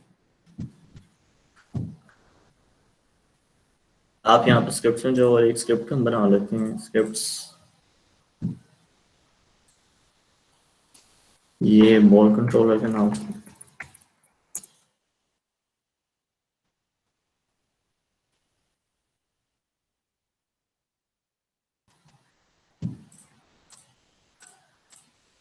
ओके, एक तो मैं ये चाहता हूँ कि मेरी जो बॉल है ना वो आते साथ ही रिजिड बॉडी गेट करे और अपनी जो पोजीशन है ना वो फ्रीज कर दे, सिर्फ एक्स की पोजीशन, वाई की नहीं, क्योंकि मैं चाहता हूँ मेरी बॉल ड्रॉप हो। सो इसके लिए आप यहाँ पे ये करो, रिजिड बॉडी का एक रीजन बना लो आरबी, और आरबी को मैं यहाँ पे गेट करता हूँ, RB dot is equal to get component.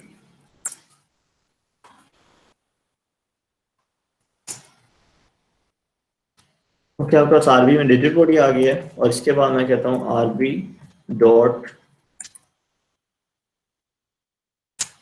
ये आपके पास होती हैं आरबी के कंस्ट्रेंट्स। रिजिड बॉडी के ना कुछ कंस्ट्रेंट्स होते हैं जो बाय डिफॉल्ट आपको यहाँ पे इंस्पेक्टर में भी शो होंगे। अगर मैं अपनी बॉल के ऊपर क्लिक करूँ तो ये रिजिड बॉडी है, और अगर मुझे इसकी रोटेशन या फिर मुझे इसकी पोजीशन फ्रीज करनी है तो सिंपली ये चेक्स होते हैं, इनको आप चेक और अनचेक कर सकते हो। ठीक है, यही काम आप स्क्रिप्ट से भी कर सकते हो। हम अभी क्या कर रहे हैं, हम रिजिड बॉडी को गेट करेंगे स्क्रिप्ट में, और इसकी जो रोटेशन है ना एक्स और वाई, और इसकी पोजीशन एक्स वाली वो फ्रीज कर देंगे। तो अब यहाँ पे आओ, constraints is equal to rigid body constraints dot, और हमें इसकी पहले तो रोटेशन फ्रीज करनी है, आपने इसकी रोटेशन फ्रीज कर दी, और इसके बाद मैं कहता हूँ RB dot constraints is equal to rigid body constraint dot, और एक आपने इसकी एक्स की पोजीशन फ्रीज करनी है। ठीक है, तो हमारे पास एक एक्स की पोजीशन फ्रीज हो जाएगी स्टार्ट में आते साथ ही, बॉल जैसे इंस्टेंशिएट होगी उसका एक्स फ्रीज हो जाएगा, उसकी सारी रोटेशन फ्रीज हो जाएंगी। ठीक है, तो इसको चेक करते हैं कि चल रहा है कि नहीं। बॉल के ऊपर ना आप सबसे पहले अपनी बॉल की स्क्रिप्ट ऐड कर लो, बॉल कंट्रोलर। ठीक है, ये ऐड होगी। क्या कोई क्वेश्चन है? हाँ, मेरा एक क्वेश्चन था, हम ग्रेविटी को क्यों नहीं अनचेक कर देते? ओके, ये क्वेश्चन तो काफी अच्छा है और इसका जवाब भी अच्छा है। वो ये कि ग्रेविटी को अनचेक करने से ना ये होगा कि आपकी बॉल जिस जगह पे आप उसे छोड़ोगे ना उधर ही वो फिक्स हो जाएगी। लाइक अगर मैं ये करूँ, मैं इसे प्ले कर रहा हूँ, ये मेरी बॉल है, मैंने पकड़ी है। ठीक है, अब मैं यहाँ से अगर माउस क्लिक खत्म कर दूंगा ना और ग्रेविटी मेरी अनचेक हो जाएगी तो ये बॉल इसी जगह पे स्टे कर जाएगी। आप प्रैक्टिकल में ये नहीं चाहते कि बॉल एयर में जो है ना सस्पेंडेड हो जाए। ठीक है, आप चाहते हो कि वो मीटर रोड के ऊपर स्टे कर रही हो। सो मैंने इसलिए ये वाला काम किया। ठीक है, सही। जो आपने काम कहा है ना उसके लिए आपको ये करना पड़ेगा कि ये आपकी है मुझे बॉल एग्जैक्टली है, इस पे प्लेस करना पड़ेगा। एग्जैक्टली आपको प्लेस करना पड़ेगा। और प्लेस करने पे बिल्कुल। पता है मसला क्या होता है? मसला ये होगा कि क्योंकि ये माउस के कंट्रोल में है अभी या फिर आपके टच के कंट्रोल में है, तो आप अगर उसके ऊपर प्लेस करना तो आप गलती से उसे थोड़ा ज्यादा जोर लगे हैं तो आपका एंगल हिल जाएगा या फिर आपकी चीजें हिल जाएंगी। ये नजर आ रहा है? सही सही, ठीक है। सो इस तरह के एरर से बचने के लिए ना हमने ये वाला सिनेरियो चूज किया था। जो आप कह रहे हो सबसे पहले हमने ये चीज इंप्लीमेंट की थी। ठीक है, सो ये इस तरह के बग्स आपके पास भी आएंगे। बग्स नहीं होंगे, ये बेसिकली डिफरेंट सिनेरियोज होंगे। तो ये आप जब टेस्ट करोगे ना तो आहिस्ता आहिस्ता आपको पता चलता जाएगा कि अच्छा ये वाला सिनेरियो काम नहीं कर रहा, हमें डिफरेंट अप्रोच ट्राई करनी चाहिए। ठीक है, सो अब जो हमने काम किया उसको चेक करते हैं वो हो भी रहा है कि नहीं।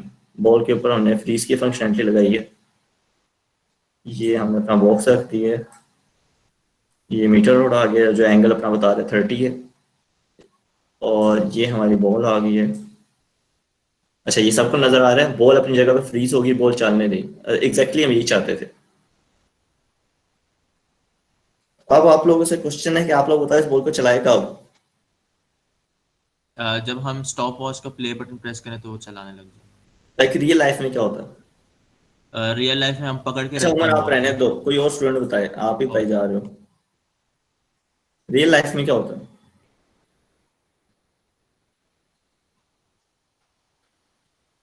कोई और स्टूडेंट नहीं है उमर के अलावा यहाँ पे? रियल लाइफ में ये होता है कि वो साइमल्टेनियसली हम काम करते हैं, यानी कि या दो बंदे कर लेते हैं, एक स्टॉप वॉच पकड़ लेता है और दूसरा जो है वो बॉल प्रेस कर देता है।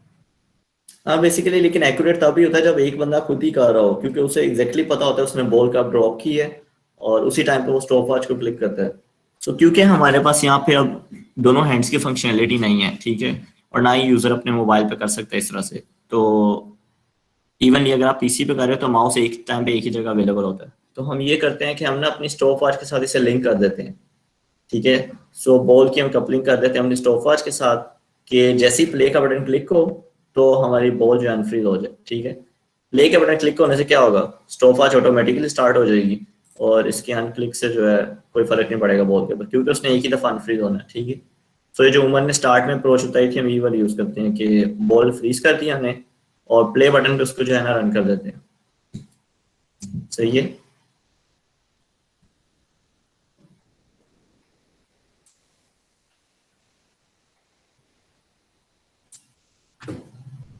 यहाँ पे आते हैं और अच्छा एक और क्वेश्चन है मेरा सरफराज, आप लोग को एक्शंस के बारे में पता है? लाइक आइडिया है सी शार्प में एक्शंस क्या करते हैं या इवेंट सिस्टम क्या करता है?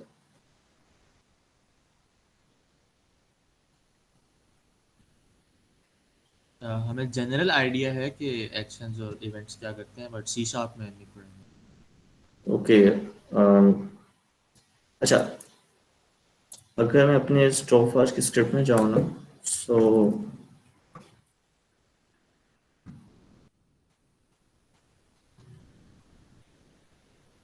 अच्छा, ये मेरे पास टॉप पे एक डाटा टाइप है एक्शन, और इसके आगे ये उसका वेरिएबल है। इसका आइडिया है आपको? हाँ जी, ये किया हुआ है आपने। तो ये तो फिर अच्छा है यानी कि ये सिंपली यही करता है कि आप इसको जितने मर्जी फंक्शन पास कर सकते हो, और इसने जो है अपने जितने भी आप इसको इन्वोक करवाओगे वो सारे फंक्शंस को प्ले कर देगा, क्योंकि ये बेसिकली एक तरह का रेफरेंस पॉइंटर टाइप जो है ना काम करता है कि सबका इसके पास एड्रेस आ जाता है, और ये एक दफा जब इन्वोक होगा तो सारों को एक साथ ही ये मतलब कॉल कर देगा। सो हमने ये करना है कि हम यहाँ पे अपने वॉल में आते हैं, और स्टॉपवॉच के अंदर ना बाय डिफॉल्ट एक मैंने एक्शन बनाया हुआ है जो सिर्फ उसके प्ले बटन के क्लिक होने पर चलता है, ठीक है। सो हमें ना उस एक्शन को जो है ना, उस एक्शन के ऊपर हमने इसे बॉल को अपनी अनफ्रीज करना है, ठीक है। तो उसके लिए हम क्या करते हैं, हमने स्टॉपवॉच में एक और चीज की हुई है, वो ये कि उसका सिंगलटन बनाया हुआ है। सिंगलटन से ये होगा कि हम उसके जो पब्लिक वेरिएबल्स है ना उसकी एक्सेस है, और पब्लिक में हमारे पास एक्शन ही पड़े हैं हमारे पास। सो हम ये करते हैं, अब यहाँ पे आपने सबसे पहले यहाँ पे टाइप करना है ना, नेम स्पेस टाइप करनी है अगर आपने मॉड्यूल्स को मॉडिफाई या फिर उनको यूज करना है। सो यहाँ पे आपको तजुर्बा का लिखना पड़ेगा पहले, क्योंकि हमें स्टॉपवॉच को एक्सेस करना है, और उसके ऊपर नेम स्पेस है तजुर्बा का की, ठीक है। तो आपने तजुर्बा का लिखना है, उसके बाद आप लिखोगे स्टॉपवॉच का कंट्रोलर और उसका इंस्टेंस जो सिंगलटन है। फिर यहाँ पे आपके पास ना एक एक्शन मैंने एक बनाया हुआ है, वो है play button click call back, ठीक है। ये एक्शन बेसिकली सिर्फ तब कॉल होता है जब आपका जो है ना प्ले बटन कॉल होता है, ठीक है। जैसे ही आप प्ले बटन के ऊपर क्लिक करोगे अपने स्टॉपवॉच के, ये एक्शन कॉल हो जाएगा। सो आप इसको जितने मर्जी फंक्शन असाइन कर दो अपनी किसी भी स्क्रिप्ट के अंदर, ये आपके सारे के सारे फंक्शंस को ना सिर्फ उसी टाइम प्ले करेगा जैसे ही यूजर प्ले बटन पे क्लिक करेगा, ठीक है। सो ये प्ले बटन का एक्शन है, मैं इसको असाइन कर देता हूँ अपना अनफ्रीज का फंक्शन। इसको प्लस इक्वल टू करते हैं, और यहाँ पे मैं एक एम्प्टी फंक्शन दे देता हूँ।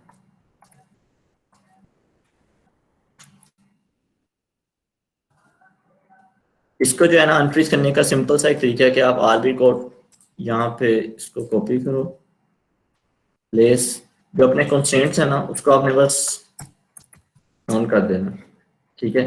वो सारे के सारे जितनी भी चीजें फ्रीज होंगी वो ऑटोमेटिकली अनफ्रीज हो जाएंगी। ये लाइन क्लियर है सबको? ये काफी इंपॉर्टेंट है, तो ये क्लियर है तो मुझे बता दो ताकि मैं आगे चलूँ। अभी इस एक्शन के कितने फंक्शंस डिफाइन हुए हैं? क्या अभी कोई भी नहीं हुआ? अभी कोई भी नहीं है। सो ये मैं क्योंकि डिफरेंट डिपेंड करता है कि आप स्टॉपवॉच से कितना काम कर रहे हो। मैंने अभी स्टॉपवॉच आपके सामने ड्रैग एंड ड्रॉप की है। सो अभी जो मेरा प्ले का बटन है वो तो बस ये करेगा कि एक तो उसकी अपनी स्टॉपवॉच चला देगा, और ये वाली जो कॉल बैक है इसको इन्वोक कर देगा। सो उससे ये होगा कि आपकी चीजें अनफ्रीज हो जाएंगी। ठीक है।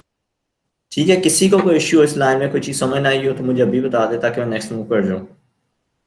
कॉल बैक्स का आपको आइडिया है ऑलरेडी, तो ये अच्छी चीज है। चलो हम नेक्स्ट मूव करते हैं, ठीक है। अच्छा, अब इसको टेस्ट कर लेते हैं काम हो भी रहेगा नहीं हो रहा। सो हम यहाँ पे जाते हैं अपने और इसको प्ले करते हैं, तो एरर आ रहा है।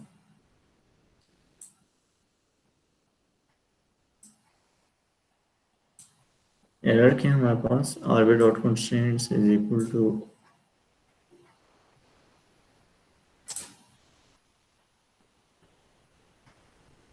क्या मैं कुछ गलत ऐड किया है? आई थिंक सेव नहीं किया।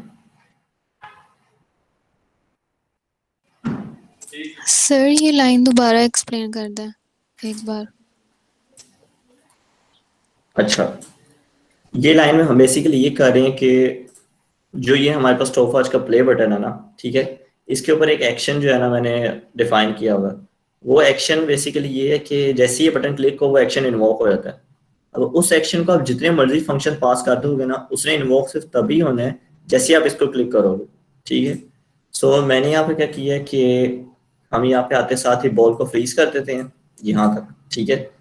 और उसके बाद में उस क्लिक बटन के ऊपर ना, क्योंकि ये उसके एक्शन है तभी कॉल होना है जब प्ले बटन क्लिक होगा उसका, सो मैं उसके ऊपर ना एक एम्प्टी फंक्शन असाइन कर रहा हूँ, ठीक है, कि जैसे ही वो क्लिक हो मेरी जो आरबी के कंस्ट्रेंट्स हैं वो नल हो जाए।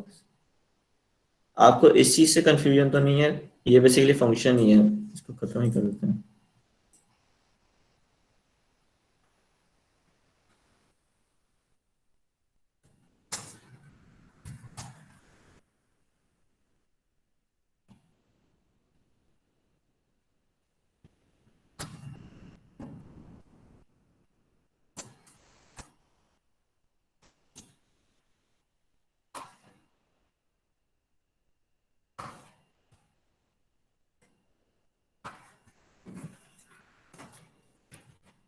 ठीक है, ये कॉल बैक बेसिकली करिए प्लस इक्वल टू हम इसलिए करते हैं ताकि इसके अंदर जितने भी कॉल बैक्स के अंदर फंक्शन है ना उसके अंदर हम ऐड कर सकें। बेसिकली कॉल बैक्स के अंदर ना एक लिस्ट होती है फंक्शंस की, जिसके अंदर आप जितने मर्जी फंक्शन ऐड कर सकते हो, आपकी मर्जी है, और उसने एक ही टाइम पे सारे इन्वॉल्व करने होते हैं, इसलिए आप उसे प्लस इक्वल टू करते हो, ताकि हम इसके अंदर बेसिकली उस कॉल बैक में अपना फंक्शन ऐड कर रहे हैं कि जैसे ही क्लिक हो हमारा फंक्शन चल पड़े। ठीक है, तो मैंने इसे अनफ्रीज का फंक्शन पास किया हुआ है, ये फंक्शन रन हो जाए।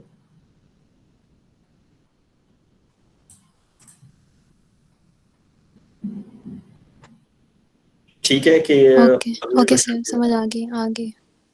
ठीक है, ये स्टॉप वॉच जो है बेसिकली मॉड्यूल है, इसको आप इस तरह एक्सेस कर लो और उसकी कॉल बैक में अपना बस फंक्शन असाइन कर दो कि क्लिक होने पे मेरा ये वाला फंक्शन चल जाए। ठीक है, ओके, मैं इसको प्ले करके टेस्ट करते हैं। मैंने प्ले पे क्लिक की है, ये हमारा क्यूब आ गया, ये हमारा मीटर रोड आ गया, एंगल सही है, ये हमारी बॉल आ गई है, और अब बॉल रुकी है, मैं प्ले पे क्लिक करूंगा। ओके, ये सब कुछ क्लियर है। यहाँ पे क्या हुआ है, मैं दोबारा से करता हूँ। ये मेरी बॉल आई है, और अब जैसे मैं प्ले पे क्लिक करूंगा तो मेरी स्टॉप वॉच तो चलेगी चलेगी, साथ ही मेरी बॉल की जो है ना मूवमेंट भी स्टार्ट हो जाएगी। क्यों?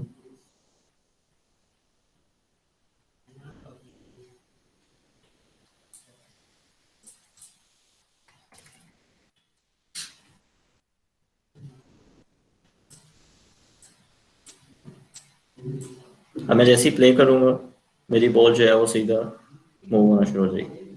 अच्छा, और एक दफा तो आप इसको प्ले करोगे तो आपका टाइम चलना शुरू हो जाएगा। आपने इसको दोबारा क्लिक करना है, तो आपने बेसिकली अपना माउस या फिर अपने फिंगर इधर ही रखनी है।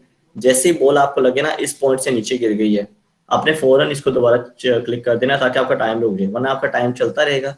हमने बेसिकली कैलकुलेट टाइम ही करना है ना, सो इसको क्लिक करेंगे हम, और जब मैंने क्लिक किया तो मेरे पास 151 आया। मुझे नहीं पता है कितना एक्यूरेट है, वो तो हम टेबल में डाटा स्टोर करेंगे तो ही एंड पे आंसर निकलेगा, तो पता चलेगा कि टाइम सही है कि नहीं। ठीक है, ओके, अब क्या रह गया हमारे पास?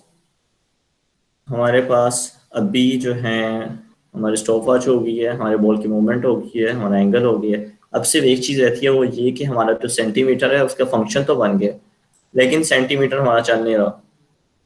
ठीक है, मैं चाहता हूँ मेरी बॉल जिधर प्लेस हो मेरा सेंटीमीटर वही वाला शो करवाए, ताकि मैं एट द एंड सेव कर सकूँ कि भाई अच्छा इतने सेंटीमीटर में मेरी बॉल थी। ठीक है, सो बस ये वाली फंक्शनैलिटी है, इसको हम ऐड कर लेते हैं। इसको ऐड करने का एक तरीका है, वो ये सिंपल सा तरीका है कि मैं अपनी जो है रेकास्टिंग यूज कर लूँ। ठीक है, जो मैंने लास्ट आपको लेक्चर में कंसेप्ट बताया था रेकास्टिंग का, काफ़ी सिंपल है। मैं ये कर सकता हूँ कि मैं अपनी बॉल को पकड़ता हूँ और वेक्टर थ्री डाउन से ना डाउनवर्ड रेकास्ट करते हैं हम, और जिस भी पॉइंट पे मेरी जो है टकरा रही है ना मीटर रोड से, तो सिर्फ चेक मीटर रोड के लिए लगेगा। जिधर भी मेरी टकराएगी रे, हम उसी पॉइंट पे उसका एंडिंग पॉइंट जो है ना वो ले आएंगे, और क्योंकि वो सेंटीमीटर तो कैलकुलेट कर ही रही है तो वो ऑटोमेटिकली ना यहाँ पे आपका सेंटीमीटर चेंज हो जाएंगे। ठीक है, तो इसको इम्प्लीमेंट करते हैं। हम अपनी बॉल में आते हैं और बॉल के अंदर ही हम एक रिकास्टिंग करते हैं।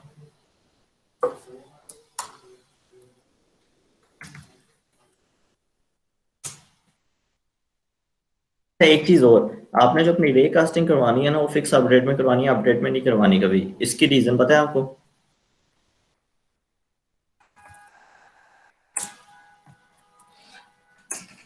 वो हर फ्रेम में रेकास्ट करेगा फिर उससे आई थिंक बेसिकली ना बेसिकली ये यूनिटी की तरफ से समझ लो एक टिप है कि वो आपको कहते हैं, मतलब फोर्स करते हैं आपको कि आपके जितने फिजिक्स बेस्ड काम है ना, जितने भी रिजिड बॉडीज या फिर जिनके साथ भी आपने मॉडिफिकेशन करनी है कुछ भी, वो सारे फिक्स अपडेट में करें बजाय इसके कि आप अपडेट में करें।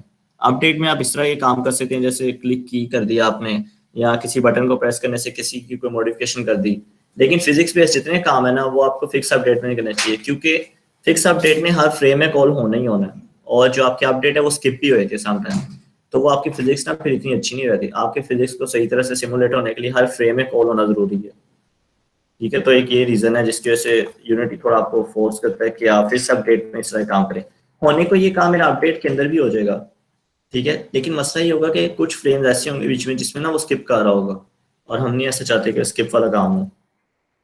ठीक है, तो रेकास्ट मैं चाहता हूँ मेरी बॉल करे, तो मैंने ट्रांसफॉर्म डॉट पोजीशन पास कर दिया ओरिजिन, और इसके बाद आपने इसको पास करना है कि इसकी डायरेक्शन क्या हो। तो मैं उससे कहता हूँ वेक्टर 3 डॉट डाउन हो।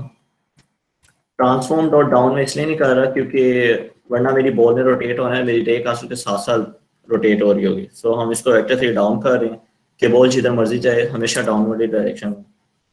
इसके बाद हमें इसे पास करना है, एक हमें वेरिएबल बनाना पड़ेगा रेकास्टिंग हिट का जो हमें डाटा दे।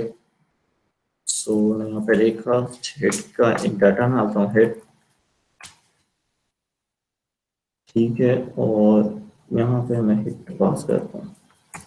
हम आउट के साथ हिट को पास करेंगे क्योंकि हिट में जो है ना हमारे पास डाटा लेकर आना होता है, तो इस तरह से हिट आउट के साथ पास करेंगे। इसके बाद आपने बताना होता है रेकास्ट की लेंथ क्या हो, तो मैं इसे 100 कर, 100 काफी ज्यादा है, ठीक है। अब देखते हैं कि हमारे पास सिनेरियो क्या है। रेकास्ट तो हमने कर लिया, लेकिन हमने सिनेरियो भी देखना होता है अपना। अगर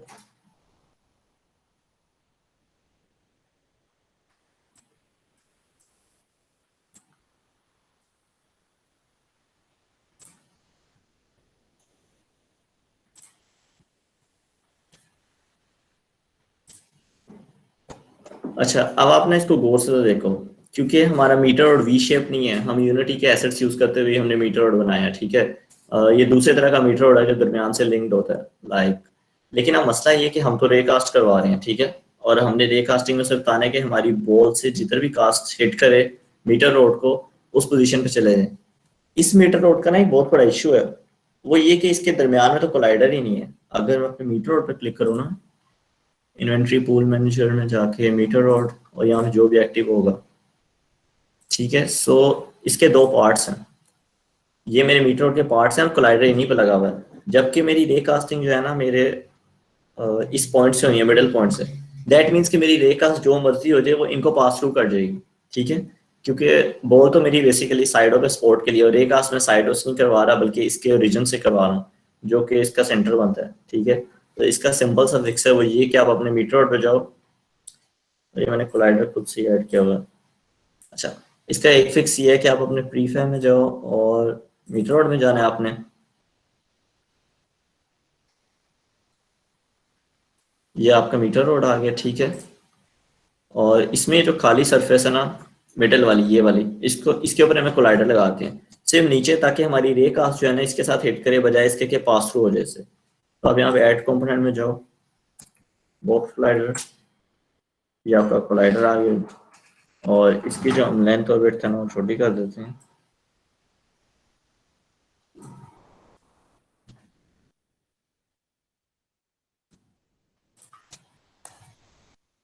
जीरो 0.02 कर देता हूँ, और जो इसका जेड है वो भी हम छोटा कर देते हैं 0.0, ठीक है। ये मैंने 0.05 कर दिया, तो वो बिल्कुल मिडल में उसके आ गया, ठीक है। सो अब साइडों पे भी कोलाइडर है और एक मिडल में कोलाइडर है। इसको मैं कोलाइडर को ना थोड़ा सा नीचे कर रहा हूँ ताकि मेरी बॉल इसके साथ कोलाइड ना हो, क्योंकि बॉल ने दोनों साइड्स के ऊपर आना है, तो हो सकता है मिडल में कोलाइड हो जाए। इसको थोड़ा सा नीचे करते हैं, तो 0.0,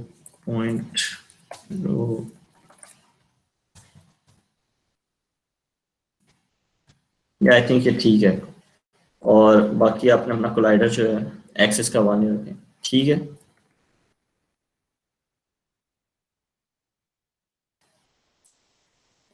ओके, सो अभी मेरी बॉल है, बॉल मेरी रे कास्टिंग डाउनवर्ड डायरेक्शन में कर रही है और उसकी लेंथ 100 है। अब मैं यहाँ पे एक सिंपल सा चेक लगाता हूँ, इफ का एक चेक लगेगा और मैं कहता हूँ अगर तो मेरा हिट जो है dot collider dot game of get dot get component meter हो, ये चेक मैंने सिर्फ इसलिए लगाए हैं, सिर्फ ये चेक करने के लिए कि मेरा जो हिट है वो हमेशा मीटर रोड से टकरा रहा है तो इस के अंदर आए, ठीक है। तो मैंने चेक किया कि अगर मेरा हिट की जो रे कास्टिंग है वो मीटर रोड से साथ टकराई है तो उसके बाद ही वो जो है ना मेरी इसके चेक में आ जाए, ठीक है। तो अब यहाँ पे हम काम कर लेते जो हमने करना है, हमने करना बेसिकली ये है कि जिस भी पॉइंट पे रे कास्ट उसको कोलाइड कर रही है ना, हमने सेम उसी पॉइंट पे अपने मीटर रोड का एंडिंग पॉइंट रखते हैं। तो उसके लिए यहाँ पे आपने बस ये करना है कि hit dot collider dot game object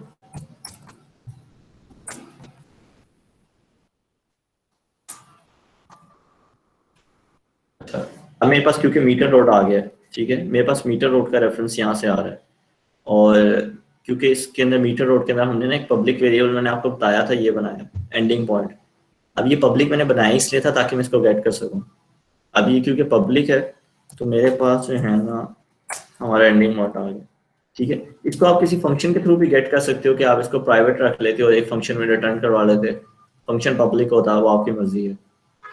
so मेरे पास एंडिंग पॉइंट आ गया तो अब मैं इसकी पोजीशन को चेंज कर सकता हूँ। सो मैं कहता हूँ मेरे एंडिंग पॉइंट की जो पोजीशन है ना वो मेरे हिट की बराबर हो जाए, हिट डॉट पॉइंट।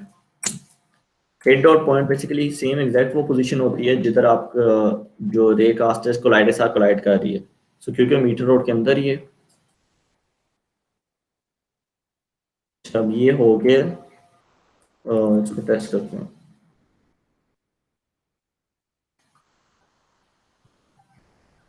मैं यहाँ पे प्ले क्लिक करता हूँ,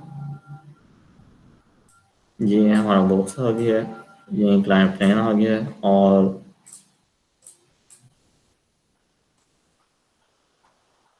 ओके सबको ये शो हो रहा है। यहाँ पे क्या हो रहा है,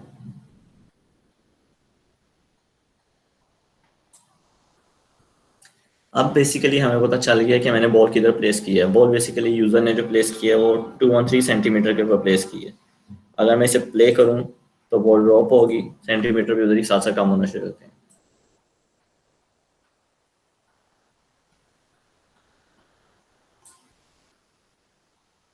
यहां तक किसी को कोई समझ ना आ रही हो, कोई चीज, कोई क्वेश्चन हो?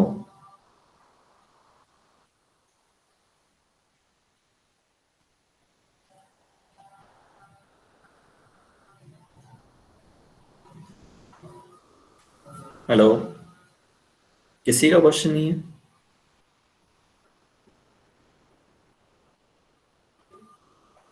सबको समझ आ गई ये चीज कि रे का सेट कर रही है और हम उसकी एंडिंग पोजीशन चेंज कर रहे हैं।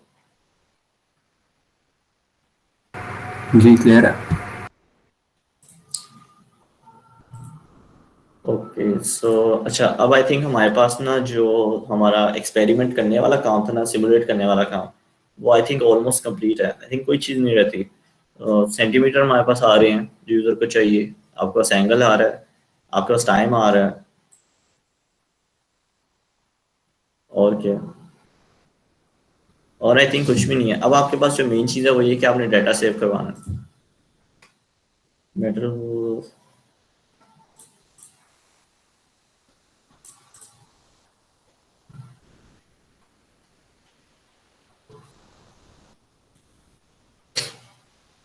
ठीक है, तो अब जो आपके पास चीज़ आएगी ना वो आपका डाटा सेव करवाने वाली है कि आपके पास जो जो आपका डाटा आ रहा है ना उसको आप अपने टेबल में स्टोर करवाते जाओ।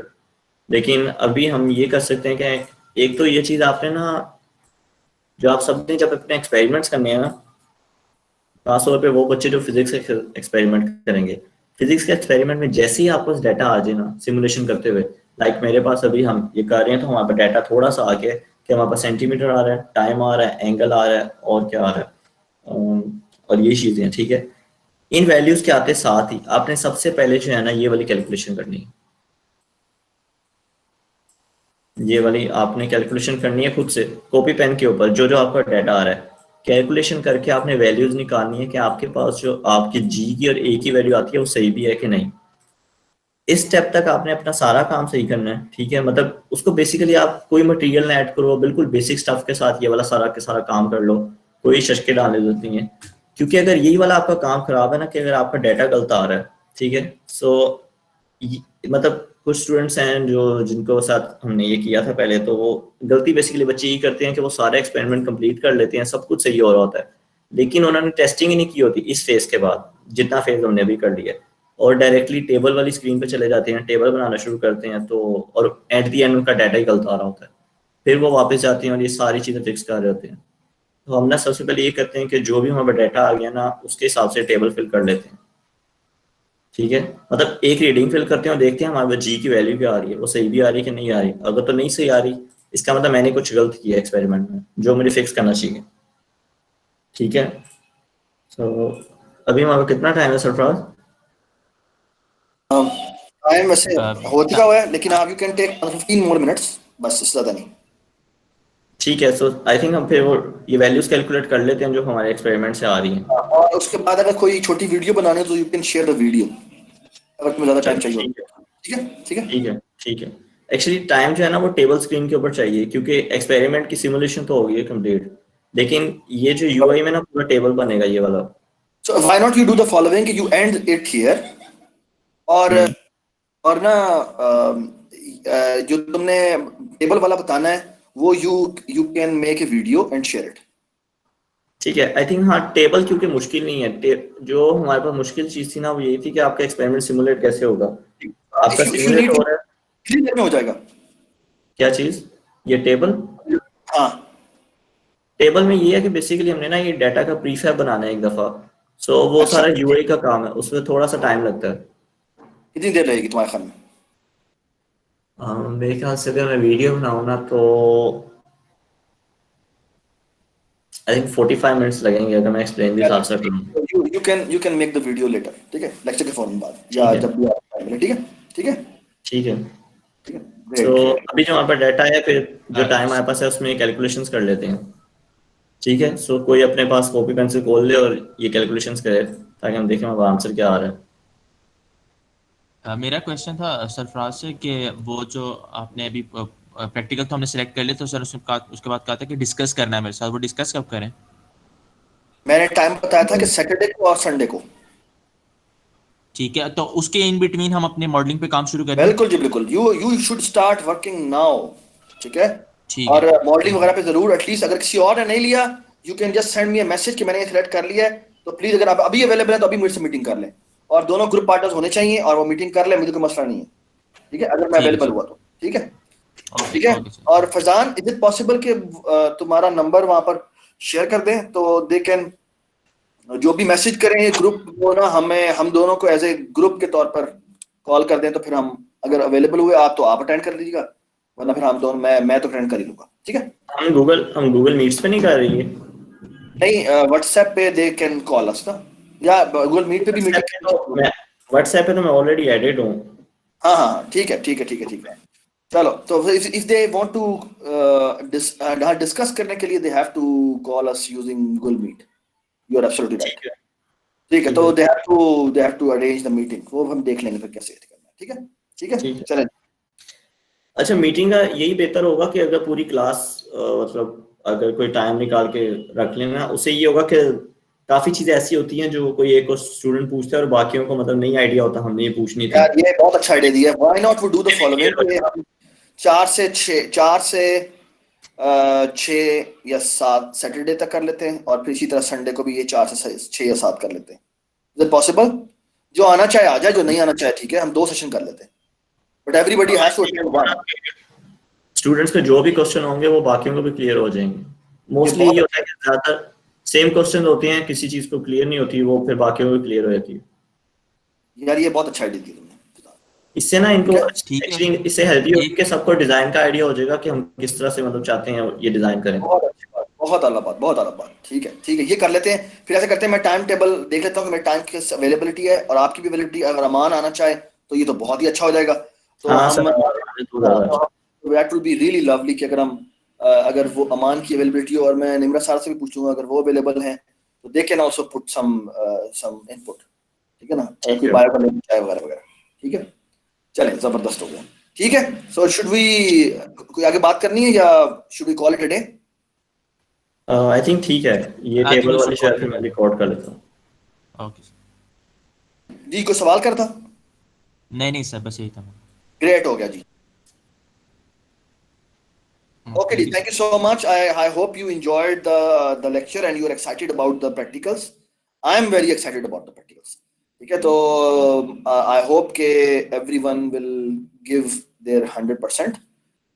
टाइम हमारे पास है और उसमें अगर आप ये प्रोजेक्ट अच्छा कर लेते हैं तो we will, अगर तुम अपने जो एक मिनिमम थ्रेशोल्ड है उससे ऊपर अगर आप जाते हैं तो we will also tackle कि अगर तुम्हारी कोई होमवर्क वगैरह मिस हुआ है हम उसमें भी आपको जो है ना देने की कोशिश करेंगे अगर आपने अपने प्रैक्टिकल को बहुत आला अंदाज से किया, ठीक है। तो किसी का होमवर्क वगैरह मिस हुआ है तो अगर वो उससे रिलेटेड स्टफ अगर इसके अंदर ऐड करके चीजें अगर कर लेता है तो हम उसको भी हैंडल करने की कोशिश करेंगे। तो प्रोजेक्ट आपको बहुत ज्यादा एडवांटेज देगा, ठीक है। Thank you so much. I hope you will be very excited about this project. Thank you. Okay. Allah Hafiz. So let me stop the recording.